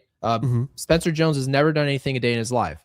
These guys, and mind you, we like some of these guys in our system. We do. And that's part of the reason we respect them enough that, and this isn't really about Mason Miller. It's what it's about is the overall hanging decision. Do you always make the decision on, I need to win the trade, or do you say, sometimes I might lose the trade, but I win the season, right? And you have to, at some point in 20-year span, say, yeah, we might have lost value there, but it was worth it. It was worth it. You really think that San Diego made the right play as far as value, sending the number 3 overall prospect? No, the value play was you never send the number 3 overall prospect in baseball, not for their system, Jake, in Major League Baseball, 3. He was expected by most people to become a future all-star in the big league level. Everyone was like, oh, God, what is San Diego doing here? They called it going for it. And you know the way that they look at it now? They say, well, what would people give us for Mason Miller now? We're never getting rid of him, right? So I hear what you're saying. I just want to make sure that Yankees fans are also aware that if you always say, well, let's wait for the guy to basically be in a situation where we can attack, say Juan Soto situation, it's a rental year. You really are kind of playing with windows of does the timing work, right? This guy might be available. If Juan Soto is available and I go get him, or if Mason Miller is on the last year of his deal, Paul Skeens, if he's available in the last year of his deal, if he's available under those circumstances, the Yankees should go after him. Well, it's like, well, now Aaron Judge is 38 years old. Do those circumstances align with your organization? And if they don't, you actually had something to lose by saying no to those deals 2 or 3 years prior. So I agree with what you're saying. You never like to send a bunch of prospects for a closer when you're talking about that position, because we both prefer position players. There's no question about that. But right now, as it currently stands, the Yankees went for good, not great at closer, and it presented a problem and almost a domino effect where we're asking if Clark Schmidt, returning from injury, could be our next closer. If it could be a guy like LeGrande coming up from our system, pitching in New York, being a prospect, it's not easy, in October. So a lot of question marks, and we have much less to provide for answers for this organization as far as trades go. And Brian Cashman, more times than not, Jake, he's not the most aggressive man in the room. So if people are waiting around, like Scott Ross here, who's saying, hey, 3 of your relievers that you picked up aren't pitching so good. 2 of them will probably be bad in a couple months, and one of them, and David Bednar, will probably figure it out. But that's still not a very good result if you're Brian Cashman. So we'll see what he does to solve that big problem. And Ninja Hot Dog with the 2 says closer needs to be a strikeout guy. We've Can't agreed trust on the that. infield. And it kind of almost goes away from both of our answers that Tim Hill is probably the best option at closer right now. I mean, do we have a good answer for who should close games right now? Yeah, it's not great. I mean, looking at right now the saves leaders, right? Mason Miller, you have Cade Smith. The Guardians are in first place. So it's like, will the Guardians trade Cade Smith? Probably not. No. Riley O'Brien for St. Louis, and he's pitched 22 innings, 25 strikeouts. Probably not going to trade him. People want Urseg, who's he's the closer for Kansas City. He doesn't strike out guys. He has 17 strikeouts in 19 and a third. So that's why we'll get him. Yeah, that's probably why. We'll talk about his not Woba good. Doba. Dominguez is struggling. Sir Anthony Dominguez. Aroldis Chapman, who everyone thought was traded away for a second because he had the hugging and all that. You're not allowed to hug anybody now. Hug watch. You can't hug anybody or everyone starts assuming that you're about to be traded. Are they trolling, by the way, during the trade dedeadline when Absolutely. everyone knows and they're like, why don't we hug so that everyone can start tweeting about us? I think they do it on purpose. Raisel Iglesias has a 0 ERA. Yeah, but we know who that is. He's not our closer. He wouldn't work out. Munoz is struggling. Munoz has been bad this year. Dude, I'm looking. Everyone sucks except for Mason Miller. So you actually might have a point. Well, it's hard to be bad when you throw 104. Well, okay. Come on. Aroldis is pitching well. But, I mean, everyone aside from Aroldis, Mason Miller, and I guess Cade Smith, yeah, it's not what you want, we'll just say. Is it fair to say, by the way, that Aroldis Chapman's going to look like Alfonso Soriano in his post-career, where he's just yoked? Dude, he looks insane. Aroldis Chapman is jacked. So does Soriano. I cannot believe how big Alfonso Soriano is. I saw him at a golf course like 2 years ago. The dude looked like, I mean, I can't even describe it to you. He looked like just some athletic trainer. Get Ryan Helsley, by the way, from the Orioles. Ryan Helsley. And they're going to leave Bednar in. They're going to say it's closer by committee. They're going to tell us that, like, oh, yeah, this is a big move for them. No, it's not. Do you remember what you said about Ryan Helsley? I don't remember exactly, but I just know I didn't want him. I actually would have been pissed and crashed out if they got him. That's all I remember is that you specifically said this. I'm not saying anything negative about Helsley. I just don't want him on the team. That's all you said. So yep, it checks out. Slim Lewis, appreciate the 5, says, yes, we need Jeffers. I mean, I think we all agree and by the way, we'd really appreciate if you guys watched our video on Jeffers. We made a little 10-minute snippet. Did really well. We really appreciate that. Yeah. Says, but a lot of teams will want him. I hate when people remind me of this. I hate it. And Cashman doesn't have a good track record. I am the center of the universe. I don't want to be reminded that other people have chances, that like other teams have chances of going after players. I'm like, no. He's a Yankee. I'm not going to listen to that. He's a Yankee. And then all of a sudden people are like, yeah, but like, did you know that the Dodgers could like actually trade for him if they wanted to? And then it hits you and you're like, and you just sit there and you're like, hello, darkness, my old friend. Yeah, because what Slim's saying is right. But we all know 100% this, okay? Right. And I'm not trying to call you Captain Obvious, but here's the deal. You don't get to walk into Lamborghini, the Murcielago, and all these different cars are $350,000. You don't get to walk in and be like, man, I love this car. I love the car. I love the car. Here's $250,000. They go, hey, that's a lot of money, but that's not going to get it done. So you can want the car all you want. You need to pay what it costs. Otherwise, you shouldn't have shown up. Hunter Goodman, I know it's from Colorado, and I was like, don't want to, Colorado, I'm over, guys. Hunter Goodman is not good in Colorado. I've actually been following his splits. So he's better on the road. No, not just better. He's astronomically better. I feel like that makes sense, though, right? No, it doesn't. Why does that make sense? He's the anti-Ryan McMahon. Ryan McMahon... Yeah, what do you do? Who? Hunter Goodman in Colorado at home is hitting 217. He's a Interesting. 710 OPS. He doesn't even have an on-base percentage over 300. So he doesn't hit in Colorado, but when he goes on the road, he hits. 281, 333, 584 with a 918 OPS. It's interesting. He's clearly already a better baseball player than Austin Wells. I don't even need to see the rest of the numbers. He's an above average defender too. And he could be league average. OPS, I'd still take it. 253 average, 11 home runs, 19 ribbies. Is he right-handed by chance? He is. I'm only looking at right-handed catchers. I don't give a rip. I can't. If they add another lefty catcher, I will crash out. 100%. They won't do that. Because you could make the argument, I don't know if the Marlins would do it, but Liam Hicks would be a good fit. However, he's a lefty catcher, so he's off the table for me. But not a good fit because Hunter Goodman, Ryan Jeffers, those are the two guys. If they don't get either of them, they suck. Anyway, we move on. It's a pretty good. Yeah, I think that actually makes a lot of sense. Leighton, appreciate the 2, says, how could Cash not sign a pen arm during the offseason? Well, I think part of the reason, to answer this in the most mature way I can, I'm trying, is that Brian Cashman probably identified we've got a surplus if everyone's healthy, and they never are, because that's the way that baseball works in 2026. Everyone throws hard, people get hurt. It's natural.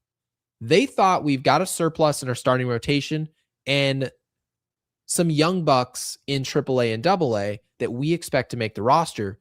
We can kind of survive for the first half of the year, maybe make one pickup at the deadline, bring up a guy like LeGrande or even a starter who we have a surplus. You're now talking about bringing in a guy like Ryan Weathers. He has injury history. We'll throw him out to the bullpen. They thought they had answers, but injuries prove you can't have answers without making the additions, doing the work. So Leighton, I think that's the reason why. I think they thought their surplus in the starting rotation would have been their leverage to not panic in the short term about the bullpen. And you see with a couple injuries, it seems like we're kind of running out of time here. So not great. It's less than ideal. Or as Jake, you love to click, it's not what you want. Subdivisions with the 5 says, I want Austin Wells manning a weather station in Alaska by the end of tonight. Just mail him his clothes. Call Jake Taylor probably in the Mexican League. It's not what you want. And I love how Subdivision is just pointing at us right now with the American flag. That's a real patriot right there. That is a patriot. But yeah, I mean, yeah, send him back to Scottsdale. Former U of A guy. Austin Wells used to be a bopper. Now he just cannot hit.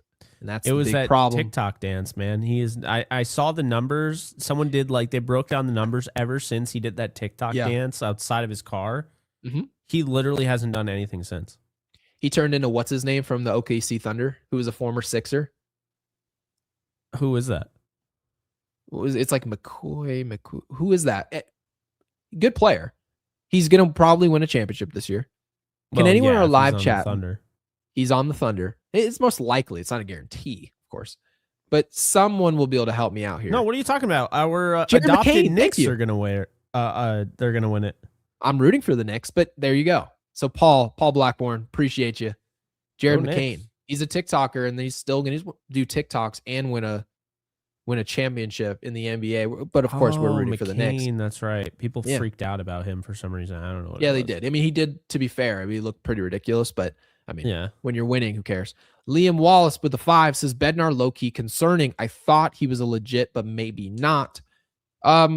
No, that's what good, not great players do. Sometimes they're legit, other times they're not. This is by definition what David Bednar is. That's the reason we were able to acquire him for what we acquired him for. And the Dodgers had literally a huge hole at closer, and the Dodgers didn't go get him. So that should tell you everything. He's not the big sexy Edwin Diaz pickup, or he's not a Mason Miller pickup. He's just a solid pickup. Jake, wouldn't you describe Bednar as he's kind of just solid more times than not, but when he's bad, he's bad. So, I mean, he's not really a huge problem more times than not, but right now he is. So we're kind of hoping we can find the next Mariano. He's not showing up. Now, unlike Hunter Goodman, where he's a hitter, and I said I didn't want Colorado hitters, I'll take You him could say because that. he's struggling. I want nothing to do with Colorado pitchers. Don't ever get me another Jake Bird. They are selling. You know what they are? They're like the What are grocery they? store that keeps selling the meat that's like says that it's not expired, but it is. Mhm. Did you say that because you got that expired meat the other day? Yeah, oh yeah. The what is it? The radioactive meat. I got pasture raised. With Jake's luck, Jake's one of those people who gets something from Costco and then he watches the news and they're like, "We're doing an egg recall. There's salmonella on it," and it's Jake's every time. Yeah, dude. I got the pasture raised lamb. I've never had an issue with it ever. And yeah, like it smelled fine, right? Put it in the crock pot, you Yep. know, usual, break it up. And after I think we finished, no, we didn't even record. I was working on their clip or whatever. I go out and it smells like the worst thing I've ever smelled. It smelled like somebody died in there. Like it was awful. And yeah, it just no. But So it anyway, the smelled like point what? being, So it smelled like what's his name? Who was that serial killer who was giving people the flesh sandwiches? Did you watch that? what? Yeah. You know, you never saw that series? No. What's his name? It's I not don't Ted watch Bundy. true crime. Who's I the hate other that shit. Who's the other serial killer? He's more even famous than Ted Bundy. Who was it? Our live chat will get me. Manwich? I'm telling you. Talking about the Yeah. Manwich? Thank you. Dahmer. Oh, Dahmer did that? Thank you. Yes, dude. He gave this woman a sandwich out of human flesh. And then they were like, "Oh, should we that's plead not insanity?" I'm sanitary. like, it probably was healthier than what you ate. I didn't Yeah, I mean- eat that. Are you kidding me? Yeah. There's no way. It's probably what you were. Even if you ate that, it's probably healthier. This one time we went fishing with my buddy, and we caught a catfish in reclaimed water. And I said, "Hey man, like, what are you doing? You got to throw it back." He's like, "Throw it back? No, it's catfish. Catfish is delicious." He's like, and I was like, "No, it's reclaimed water. You can't eat this. This is catch and release. Like, you get rid of this." He took it home and was like, "No, it's not a big deal. I'll just eat a little piece. You don't have to eat anything." He got sick as a dog. Oh. So sick. I could Immediately. see Like, you be like, no, like you, you can't. No, eat I was- that. no, of course not. And I mean, Oh I my probably, God. yeah, my mom used to give me what's that garbage fish back in the day? She used to fry it, so it tastes good. Tilapia? But it was a tilapia. Yeah, and tilapia is the bottom feeder of all bottom feeders. I But, like tilapia though. I think it's no, better. so do than, I, but it's not a good fish to eat. Oh, what's the one fish that like people eat that? I don't know. Is it cod? No. Well, sea bass is like the best choice that you can go. You don't go to Mastro's. They don't give you tilapia. So I'm not speaking ill about tilapia. I'm just saying, as far as the pickings, it's not the first pick, if you will. Yeah, just put a lemon on there. Lemon juice. You throw some lemon juice and fry it. By Yeah, the way, it's, do you eat lemons? I do lemonade. I don't eat lemons. No. Oh, you're missing out. You eat lemons? I mean, I'm not saying people do that. I but love lemons, dude. yeah, no, I don't. No, I don't do Lemon that. slices are amazing. Put it in a drink, and I'll be all for it. By the way, is Bautista here? Is he wearing a Honda shirt? I think Hell he yeah. is.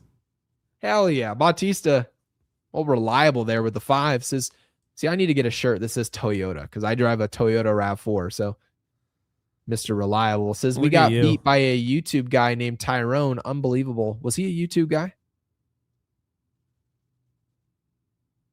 And hey, don't disrespect us YouTube guys. We're not the Joes. But anyway. Dixie Enormous, my favorite super chatter. With the 2 says 2025 Yankees, welcome back. We didn't miss you.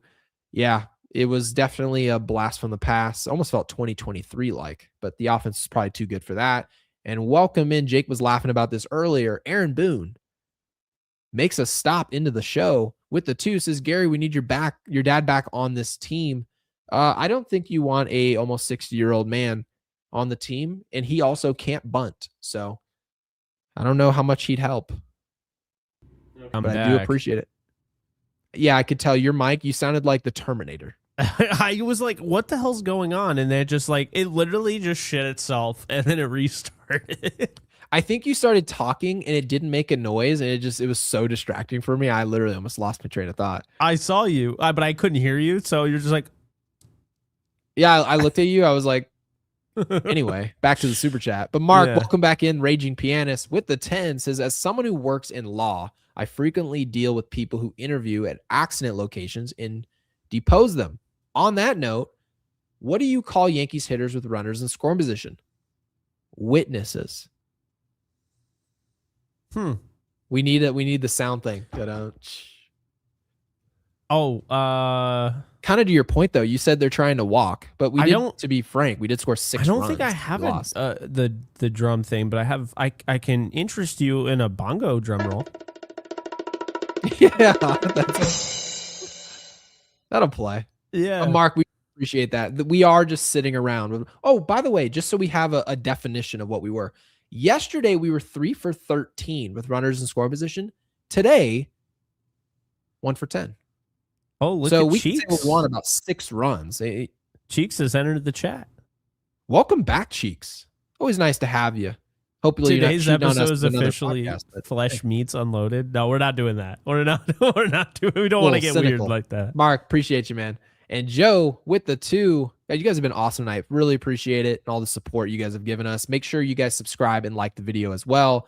Those are free ways, and also hyping the video. Those ways don't cost you any money to help support the channel. But again, we're really appreciative of all of our members and super chatters as well. With the 2 says, will they give up on Spencer Jones? I would say this. When we use the term give up, I don't like that. I don't think it makes sense to say give up, especially for a team trying to win a World Series. I would say this, Jake. They may run out of patience and need something that is faster results, right? Something that doesn't take... We don't need delayed gratification with Spencer Jones. Aaron Judge is 34 years old. There's an argument that Spencer Jones may be a great player 2 years from now, and that could be really valuable to a lot of teams in baseball.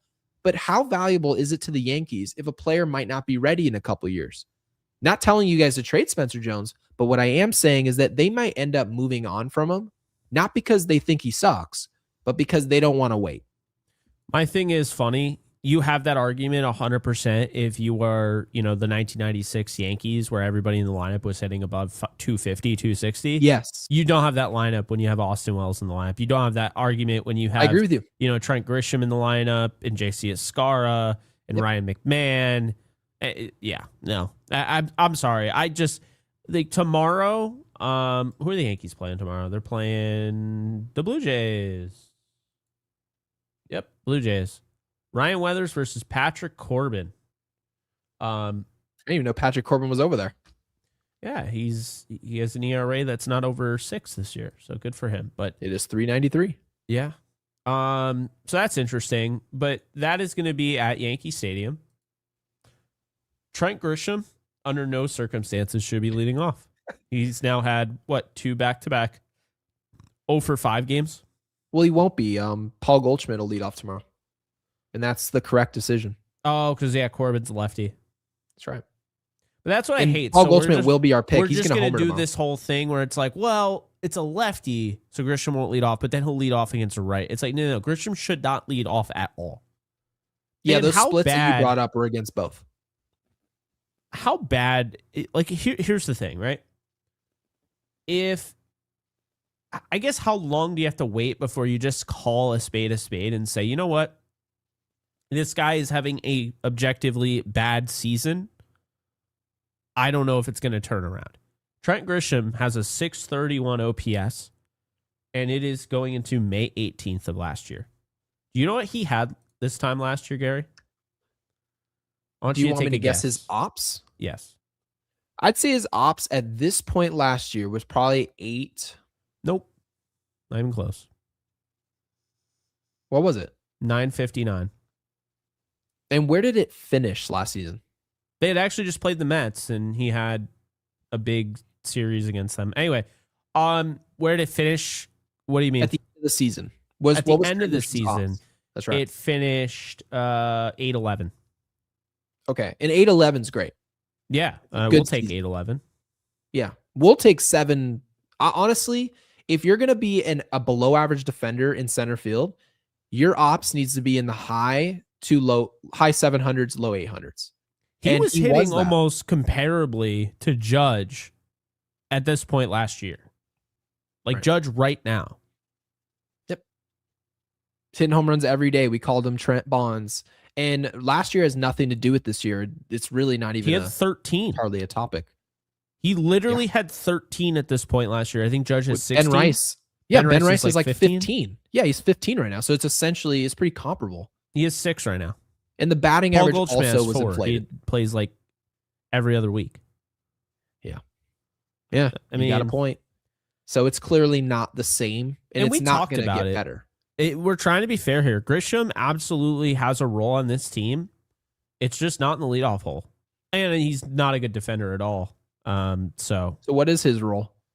Hit 7th and you're not a good defender? I mean, how many players do you really rush to get into your starting lineup who are not good defenders, who you have to hit 7th for them to be offensive? No, I'm with you on that. I'm just saying I'm trying to be fair. Like, okay, like there are some redeemable qualities to him, but his defense isn't good. And I don't know. It's just when he's hitting with runners on, he hits close to 1100 OPS. So it's like, I don't know. That's good. Yeah, but that's good. I don't know. I'm just tired of talking about the same. It's every single day, Gary. We're talking about the same guys. It's not just because we have an obsession with them. It's because they're not good right now.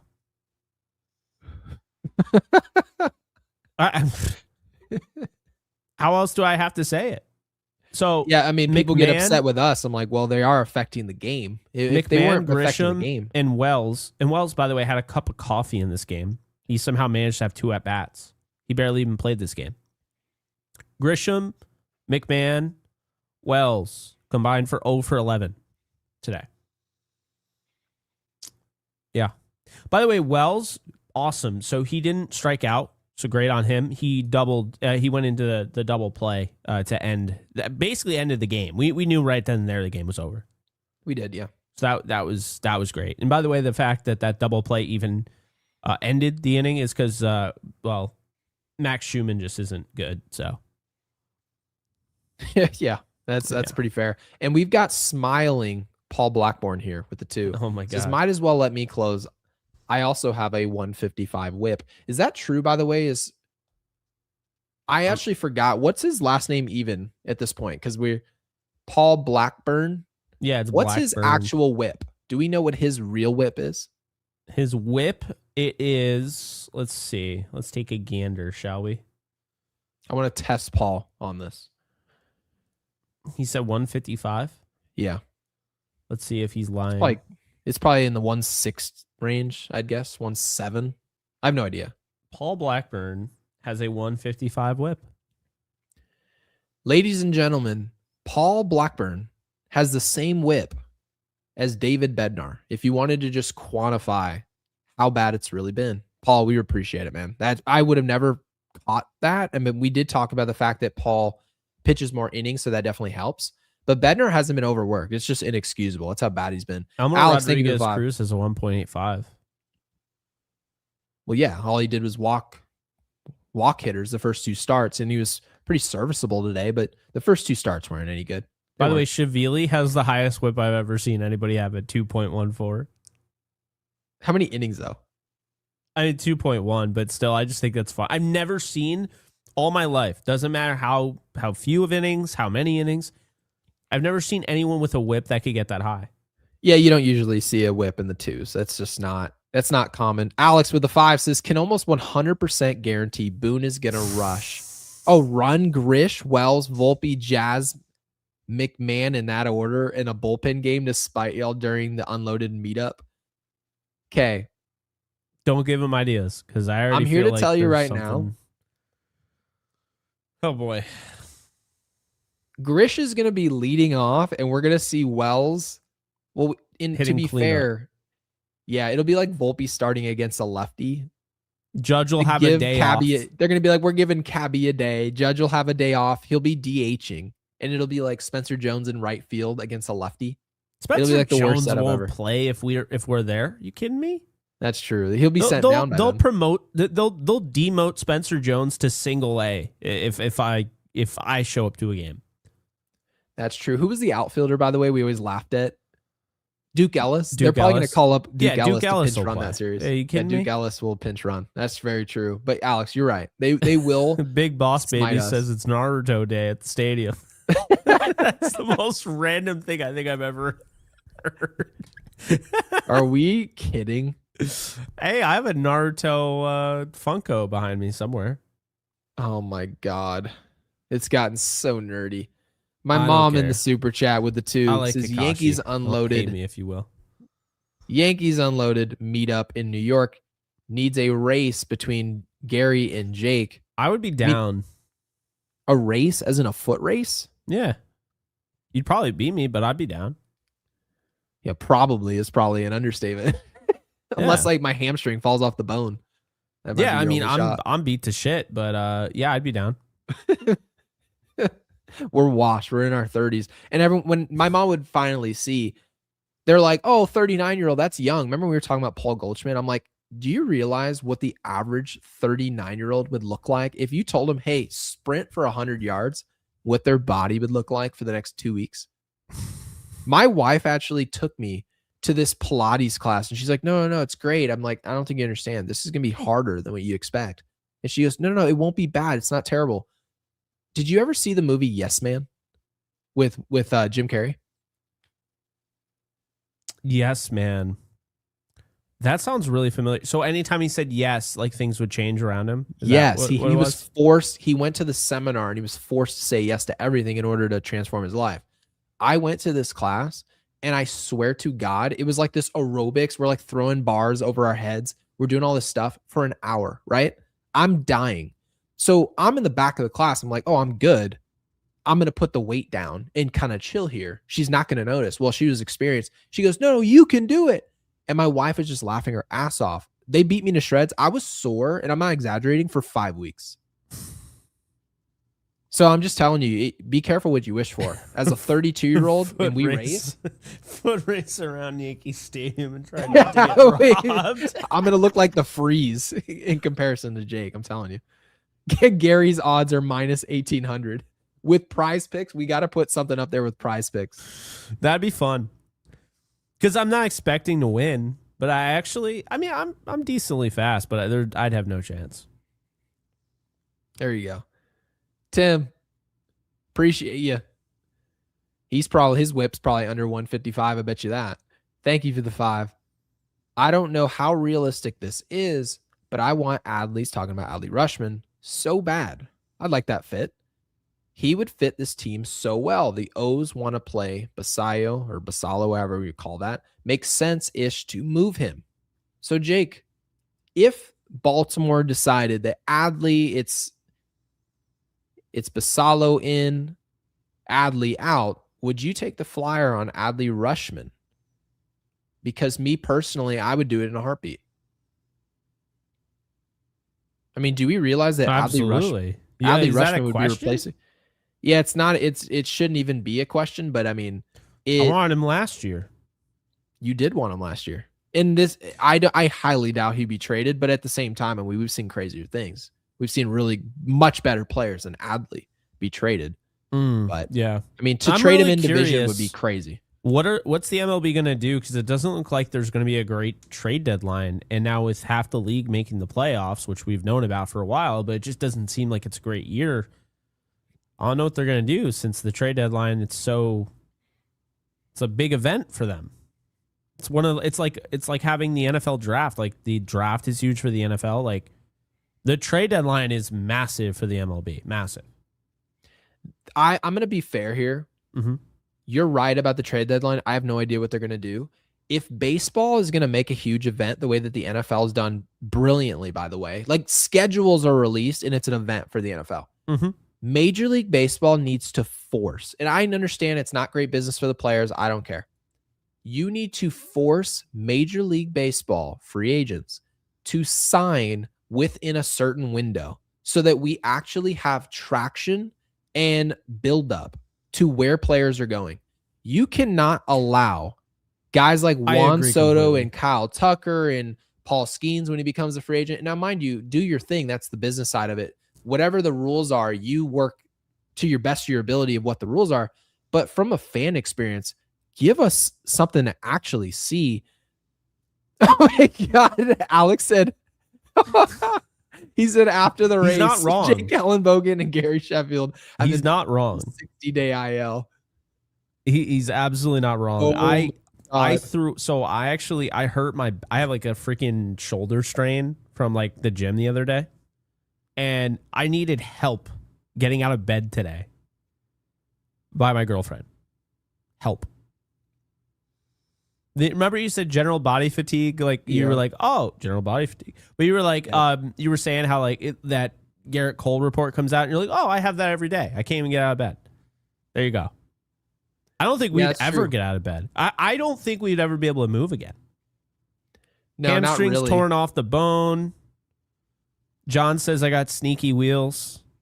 I mean, like, I wouldn't be expected to win. I would just like I'd be like the Lakers trying to just hang with the OKC Thunder. There's not a lot of risk though to us really. Like if we take on a race, like whether we were racing each other or not, if we did something to injure ourselves, like we could tear both Achilles, we could be in wheelchairs and we could still do the show.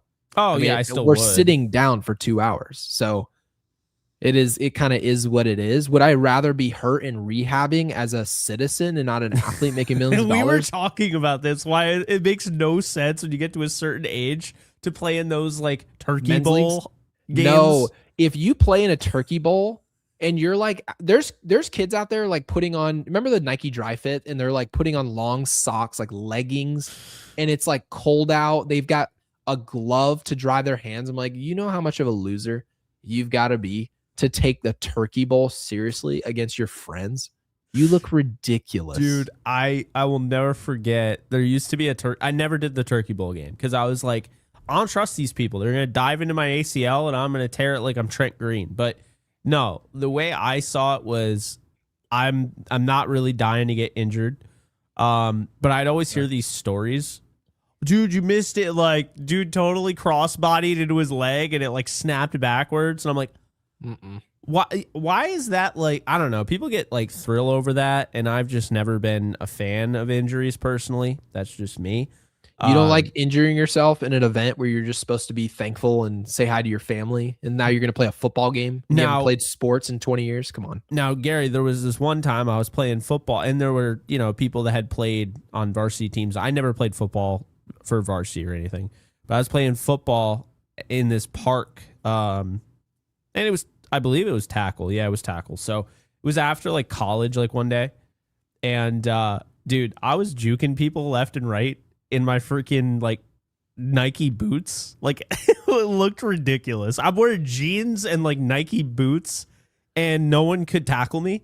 So I take it Jalen Ramsey wasn't out there on the field. No, Jalen Ramsey didn't just pick me up and oh my God, that was the most textbook tackle ever. It was a great hit. But yeah, like I guess the point I was making is I never got it to that point, like where I did a turkey bowl. That was the closest thing I ever came to that. And I wouldn't let anybody tackle me. I would just juke them. That's probably they're playing tackle football in the turkey bowl. I mean, pretty much. But yeah, I'd always hear like, oh yeah, dude, like he got hit so hard. He has a concussion. I'm like, yeah. And meanwhile, I get to enjoy my Thanksgiving without being in a hospital bed. So that's nice. And most people aren't podcasters, man. The average person, the average American, has the average job. So you're going to tear your Achilles and then go change windshield wipers at Honda? That's like crazy to me. Like we have normal people have normal lives where they work really hard, drive through traffic, work 40-hour weeks. You can't deal with a torn ACL. Like no. Garrett Cole tore his UCL. And everyone's like, can you believe he put on a gut? I'm like, do you realize he went through rehab? That's like pretty much all he was doing. And the second that his body is physically able, he's got the best trainers, best staff ever. He's eating all the best Wagyu. He's eating all the best everything. He at least has light at the end of the tunnel after rehab. We just rehab and go back to regular life. No. Yeah. But Real Cheek says you guys would still run faster than Giancarlo. Yes, I would. Yes. We'd blow his doors off. Jake, by the way, we're 2 hours and almost 10 minutes into the show. I would hope to God I'm beating Goldschmidt in a race. If I can't beat Goldschmidt, then I have some bigger issues. Nothing against him. He's just, yeah. Yeah. Jake, let's get to our, because, oh my God, hold on a second. There's voicemails today. Oh my God, this is going to be the longest show in the longest history show of ever. Get those voicemails started. No, hold on. How about this? Let's do prize picks quickly. Well, did we get everybody? We did. I made sure of it. Oh, wow, we did. A lot of supers tonight, guys. We really do appreciate you. A lot of supers. By the way, 2,200 views today. So for the show so far. So really do appreciate it. It's been consistent, over 380 people for the most of it. But yeah, let's talk about tomorrow's game. And the only way to do that is with prize picks. So got the Yankees taking on Toronto tomorrow at the stadium. Get Trent Grisham off my freaking screen. All right, there we go. Ball was hit hard, certainly. So looking at it tomorrow, it's what's his face on the mound? The guy who the Yankees tried to recruit, put his face on the Jumbotron, and he chose the Nationals anyway, Patrick Corbin. All right. So all-time Patrick Corbin against the Yankees. Gary, who do you think, off the top of your head, right? Who do you think has the best time going up against Patrick Corbin on this roster? Other than Aaron Judge, I'm going to say Cody Bellinger with the lefty-lefty splits. Okay, so you're going to say Cody or Paul Bellinger. Goldschmidt. It's either Bellinger or Goldschmidt. That's just going to be my guesses. I mean, I'm not going to give you more than two. Those are two of the only 5 good players on the roster. So, yeah, okay. So let's look. So Cody Bellinger, Paul Goldschmidt. We got. So Ahmed Rosario's had the most at bats. He is horrifically bad, actually, against Corbin. Interesting. 135 average in 37. Great. So we start tomorrow. Because they don't look at any of this. So anyway. No. Cody Bellinger hits 417 with a 940 OPS in 24 at bats. So let's put him on. Let's put him on there for 1.5 total bases. We're going for the gold. We're going for the gold on Cody. That's at home, by the way. He plays much better at home. Yeah. Don't throw me with a good time. I might make this a 4.5. Can you also give me 1.5 on? Oh, should we do Paul this Goldschmidt? instead, by the way? What are we doing? The hits, runs, RBIs instead of just the total bases. Leave me the total bases for Goldie and Belly. And then we'll go back to that system for the other picks. Got you. So you want to do Goldschmidt a half, or do you want to do 1.5? 1.5. 1.5. Okay, we got that. That's right. So Goldschmidt hits 429 to the shock of nobody and a 1,300 OPS. So you nailed that. Aaron Judge hits 250 and 12 at-bats, but a 940 OPS. Grisham has a 473 OPS. Jazz Chisholm in 8 at-bats has 250 with a 1,200 OPS. Volpe's never had a hit against him. Austin Wells hits 333 in 3 at-bats. So he's had 1 hit. Let's not go crazy there. Max Schumann has had a hit. And Ben Rice is 1 for 1 with a 2-run shot. Okay. So I don't really feel confident enough to make Ben Rice part of the selection. You can do it, obviously, if you want to. McMahon, Cody Bellinger's literal job is to hit lefties. I don't know if he'll play, but McMahon has a 368 batting average and 19 at-bats. He could be 19 for 19 with 19 homers. Against Corbin, I wouldn't make that pick. No, I'm saying I don't even think he'll be in the lineup because they don't look at anything other than their analytics, which I don't even know what their analytics are. Who will start at third base tomorrow? I think it'll be Rosario because it just goes to show you they don't actually use these crazy predictive analytics like I thought. They literally just go righty, lefty. That's what they do. Okay. So platoon options. Nice. Ryan Weathers against the Blue Jays. Very limited sample size. Nobody's done anything. Miles Straw's 1 for 1. That's about it. Jimenez is 1 for 3. Vladimir Guerrero Jr., he has a strikeout and a walk. No hits. He's only given up 1 hit to Jimenez and 1 hit to Straw. Varsho, Gosman, for whatever reason, is in there. Heineman, Davis Schneider, Ernie Clement, and Vladimir Guerrero Jr. have never had a hit off him. So, yeah, not really too much to make of that. Okamoto. He is there. Let's see hitter strikeouts. Kind of like Thing about the Okamoto. Jays, yeah, I mean, he's striking out. He strikes out a lot, but he's also been pretty productive. So I'm fine with going with Okamoto for the strikeout, but I mean, Vladdy Jr. is putting the ball in play a lot. Yeah, no, he's got really good bat to ball skills, so I'm not really looking at that. Schneider, I like as a strikeout candidate. Varsho, normally, although I like Jazz, by the way, in tomorrow's game. It is lefty on lefty, but Jazz also actually had some nice at bats against lefty pitching in this last series. I like Jazz. Weathers to have at least 5 strikeouts. Yeah, I mean, he's been putting up big numbers, but like we've always said, the Jays somehow, some way find ways to put the ball in play against us. That's true. So I'm a little worried about the opposition, not so much Weathers. He could do it, but if there's any team that's going to put the ball in play against us, it's probably Toronto. You want to do Jazz for hits, runs, RBIs? I do. We'll just do that. Let's not go power play. We'll go flex play. 10 to win 50. We'll take it.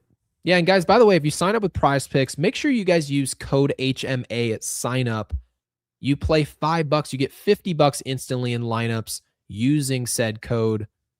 Making selections in baseball has been a rough go of late. Yeah. And to be fair, I mean, David Bednar didn't do us any favors in this last outing. So no, he definitely did not. It's not great, but getting back home, I think it's a little bit more predictable of who's going to actually make an impact in this series. Toronto's beat up physically, and they've got some guys that are swinging hot bats, but their hottest player the last few years in Vladdy Jr., the main coverage right now has been that he's not hitting home runs. And when you go to Yankee Stadium, you want to put the ball in the seats because that's where runs are scored for the most part. So interesting way that they're going about playing. But I think that style works in October, where in regular season people start complaining. So I really don't have hopefully they come in here. I mean, if we're giving up home runs to guys who aren't hitting them right now, I mean, we've probably got bigger problems. No, that's for damn sure. So yeah, be sure to check out Prize Picks, play $5, get $50 instantly in lineups at sign up, and be sure to use the code HMA. Link is in the description below, available in 40 states. And as Gary likes to bring up, Hawaii isn't one of them, so start swimming. What a wild thing. I heard that, so I was editing a clip, and you're like, yep, so better start swimming. And I was just like, all right, that's diabolical, but we're gonna keep that. We're not for cancel culture in 2026. We left it in 2021. We do not care. Yeah, all the Yankees Twitter people think that their tears, that river of tears that they always have, that matters to anybody. Nobody cares. But Jake, we're let's about get to the having a good voicemails. time. We are. That's been our thing. Yeah. Let's get to voicemails. How about that? Because we know that Ninja Hot Dog left us a Harry Potter and the Sorcerer's Stone scroll. Well, the scrolls are being phased out, so this is the last scroll. Yay! We're gonna cut the voicemails shorter. So if you Especially if we do 2 hour and 20-minute shows. Yeah, if you go over, I think it's 60 seconds, like how it is on the radio, it's just gonna get chopped. So, yeah, we've hit the big time, Jake. We're throwing the what is it at the Grammys? If you're talking too long, they start hitting the flute on you. Oh my God, yeah, no, it's true. All right, Ninja Hot Dog, here's the scroll. We suck. We actually suck. This he was at the team game. is actually trash. Forgot about that. I'm here at the game right now. I'm at City Field, and it's awful. This should have been a winning game, and there was so much crap that happened. Bednar, I do not trust Bednar anymore. He cannot come through when it matters most. This is his second blown save, fourth loss. They just dumped Tyrone Taylor in Gatorade. This is awful. It's disgusting. I hate this team. And why is Griff still leading off? Every time it was that bad, he was starting off the inning, and he did literally nothing good. He actually sucked. And then you got freaking Wells up there playing like crap. You got freaking 5 infielders trick again, even though that never works. 5 infielders never works, but we keep doing it, and we keep losing. And then the bullpen keeps playing like trash. The only good thing that we did was putting Rosario and putting Schumann and those other people. I'd like the pinch hitting, but it didn't matter in the end because our bullpen is dog shit. ERC, earned run charity, or today I'm calling by his real name, Elmer Rodriguez, who did better. He did better than Bednar, who should be our top closer. And I'm looking at the scoreboard right now, and Devin Williams got the win. Make that make sense. He sucked. I thought he did, at least that he got the win. Nah, worst team. They were showing the statistics on Friday's game, and they were talking about how this Mets team was so bad, and they were like last place and everything. Well, we just lost the series to that Mets team, and the May decay is officially underway. We're not going to do well at all in any way. We suck. Fire Maboon. Fire Cashman. Hell, sell the team. And shout out to Big Boss Dave Zelmer for telling me about the Dole Whip. The Dole Whip was really good. Fire Baboon. Oh my God. Dude, I think the nicest thing he said in the entire thing was the Dole Whip, which is hilarious. By the way, Are Dole you Whip kidding is me? amazing. So, yeah. I will say, though, about the voicemails, if you're at the game and it's like a bad loss, I don't really have a problem with a longer voicemail. I will make That's an audible. true. 90, I would probably say 90 seconds probably will about do it. But I'm going to tell you guys right now, if it's going to be, because that didn't drag. I mean, we were. No, I felt like I was quality. there with him. Yeah, that was quality. I think we can all agree. It brought me that back was to my time. pain. Yeah, Ninja, for your own health, you probably shouldn't go to many more games. This is the reason I don't go to a ton of games anymore. Unless I go with Jake, where we don't. I mean, Jake, the time we went to the game, we didn't even care what was going on. Marcus Stroman was on the mound. He was replacing Nestor. We're like, we did care because we're excited to see Nestor. That was actually one of the reasons why we wanted to go. We're like, oh yeah, Nestor, Correct. that'd be cool. And then they're like, oh well, yeah, so no one knows about this, but yeah, Marcus Stroman all of a sudden's gonna pitch and the game's about to start. And we're like, what? You're like, you know what? Let's go get some food. That's exactly what we did. So he gave up like 13 hits, or I don't even know what it was. It was the worst. I think that's the worst start I think we've ever seen in person. Yeah, and the Yankees didn't have a hit for the first like 7 innings of the game, and then they tried to do their heroic comeback. Yeah. I got Juan Soto hit 2 home runs. Judge hit a home run. Just when you thought they were coming back, they fell short. See, that's falling short. Falling short isn't when you're leading and then blow the lead. It took us 2.5 hours to make that full circle point, but better late than never, I guess. But that's how good we are. Is it Guy? Yes. Is he the next voicemail? Yes, it is Guy. Guy went over the 90 seconds, but as I said, we're not invoking it now. We're going after this. So last day, but he's not that far over it either. So appreciate you guys. Actually, no, the next one's Kyle Malay. Buzz Lightyear himself. Let it fly. Hey guys, Kyle Malay here. I had to wait about there it is 45 minutes after this game was over to put this voicemail in, else I would have been going insane. It's time to get rid of Wells. It's time to put Bednar in lower situations. We need a real closer. Like, that's fucking bullshit. You should not be giving up a 3-run home run with a cookie curveball to Taylor. Cookies, I think it was nice. Taylor. But this team, like that we should have had this win today. That was fucking bullshit. Well, I don't know what to say, but the Yankees, we got the Blue Jays coming in, and then we play the Rays, and this is going to be an important stretch. We need to win series. And, yeah, what was that play at the end of the game? Running into each other? Oh, I don't care about that. It was honestly, they could have thrown that guy out at home. But what are you going to do? this team sucks right now. Hopefully the Yankees do something quick. And let's go Yankees. Let's try to get a winning streak going. Go Yankees, I guess. Do whatever you want, I guess. Do whatever you want.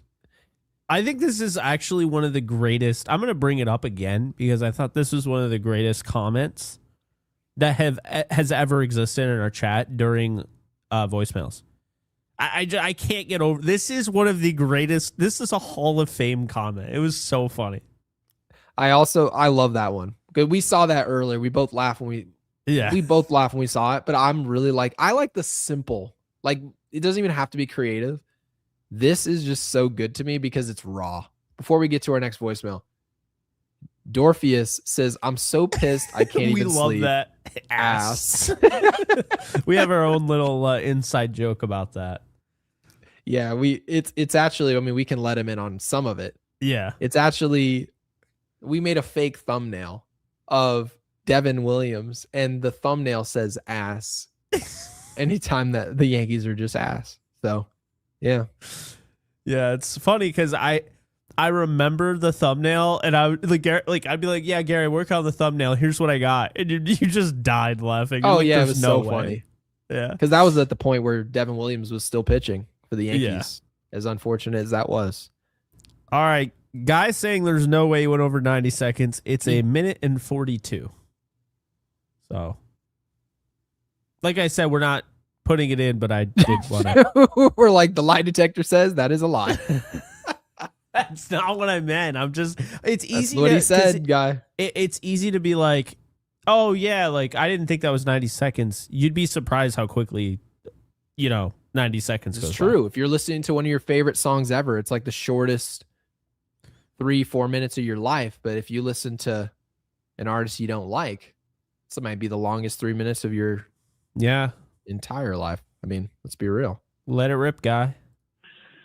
That feels like the worst loss of the year for me anyway. And it told us a lot more about Bednar too. Can't wait to hear Ninja's voicemail. Probably went before mine. That should be funny. But the fans, just don't panic yet. We don't need LeGrande up next week. We don't need a big money bullpen arm. I believe in our system, and we will reevaluate at the deadline. I believe we'll be just fine. I'm ready for the Weathers experiment, however. Who knows if he could be a lights-out closer? I mean, we don't need to worry about the money he's being paid. It's $1.35 million for the rest of the year. I want to see it. Wells, he's trash. I give up on him. I give up. The double play was very hittable pitch to drive, and it's just totally unacceptable. It was. That's a really good point. I believe Volpe has a place on the team and can see him at second base next year, especially against lefties. I really like how he's taking walks. It's very unusual for him. And I give Boone a lot of credit. He did everything right to set this game up to win. So don't be blaming Boone. And last week, should we start to look at Oswaldo Cabrera, whose last 14 games is batting .375 with 6 home runs and 1,000 OPS? It's time to give that some thought. All right, I'm out. No, Gary, I'm going to push back on you there. I'll take Oswaldo Cabrera all day over Max Schumann. Like I said, when you lower the bar that low, give me Oswaldo Cabrera. Yeah, I guess when you put it that way. Give me True Card. Schumann's Give me only True on the Card roster. himself. He's only on the roster because of injury. So, but considering an injury has happened, Schumann is not a net positive over what that could be because Schumann really can't be anything good. Like there's no potential there. So He wasn't good in AAA. He was hitting 221. So was very Volpe, true. and that by the way, got him called Brennan up. brings up a really good point here. Side note. Where is our boy Welkin? I know.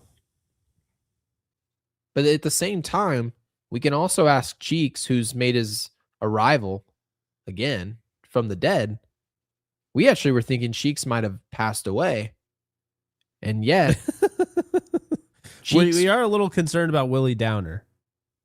Willie Downer has 100. I I don't know what possibly could have happened. Willie Downer was actually, to be fair, and this is side note to baseball, he was the most reliable name we would see in our chat at the time of his departure. And that's saying a lot, given the fact that we have a lot of regulars today as we've grown.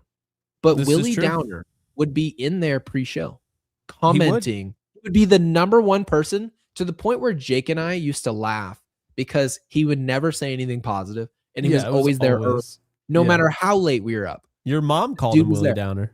Literally called him Willie Downer, and he dealt with the bullying. Like, we would laugh and we would laugh with them, right, and just have a good time. And he 100% disappeared. But yeah, Paul, I just don't see the value in renaming yourself. Well, he would have told us if he was here by now. He would have, and also you would have just known it, like the way he would chat. Like if Big Boss Baby Bomber was really Willie Downer, I can tell you right now, he can have any name he wanted to. I would just recognize him the second I saw him. That is fair. Unflappable. Unflappable. Isn't that crazy, by the way, Jake? We have people in Sam at 2 a.m. starting the live stream from the beginning. We got to get this thing over before they see a 3-hour show and people go, hell no, I'm not watching 3 hours. Oh my God, it's 2 hours. And this is as long. This is going to be Oppenheimer. It is Oppenheimer. My wife, she was like, what is going on with this movie? Don't even understand the plot. This is Inception. That's what it is. Because it's 2 hours and 30 minutes, I think.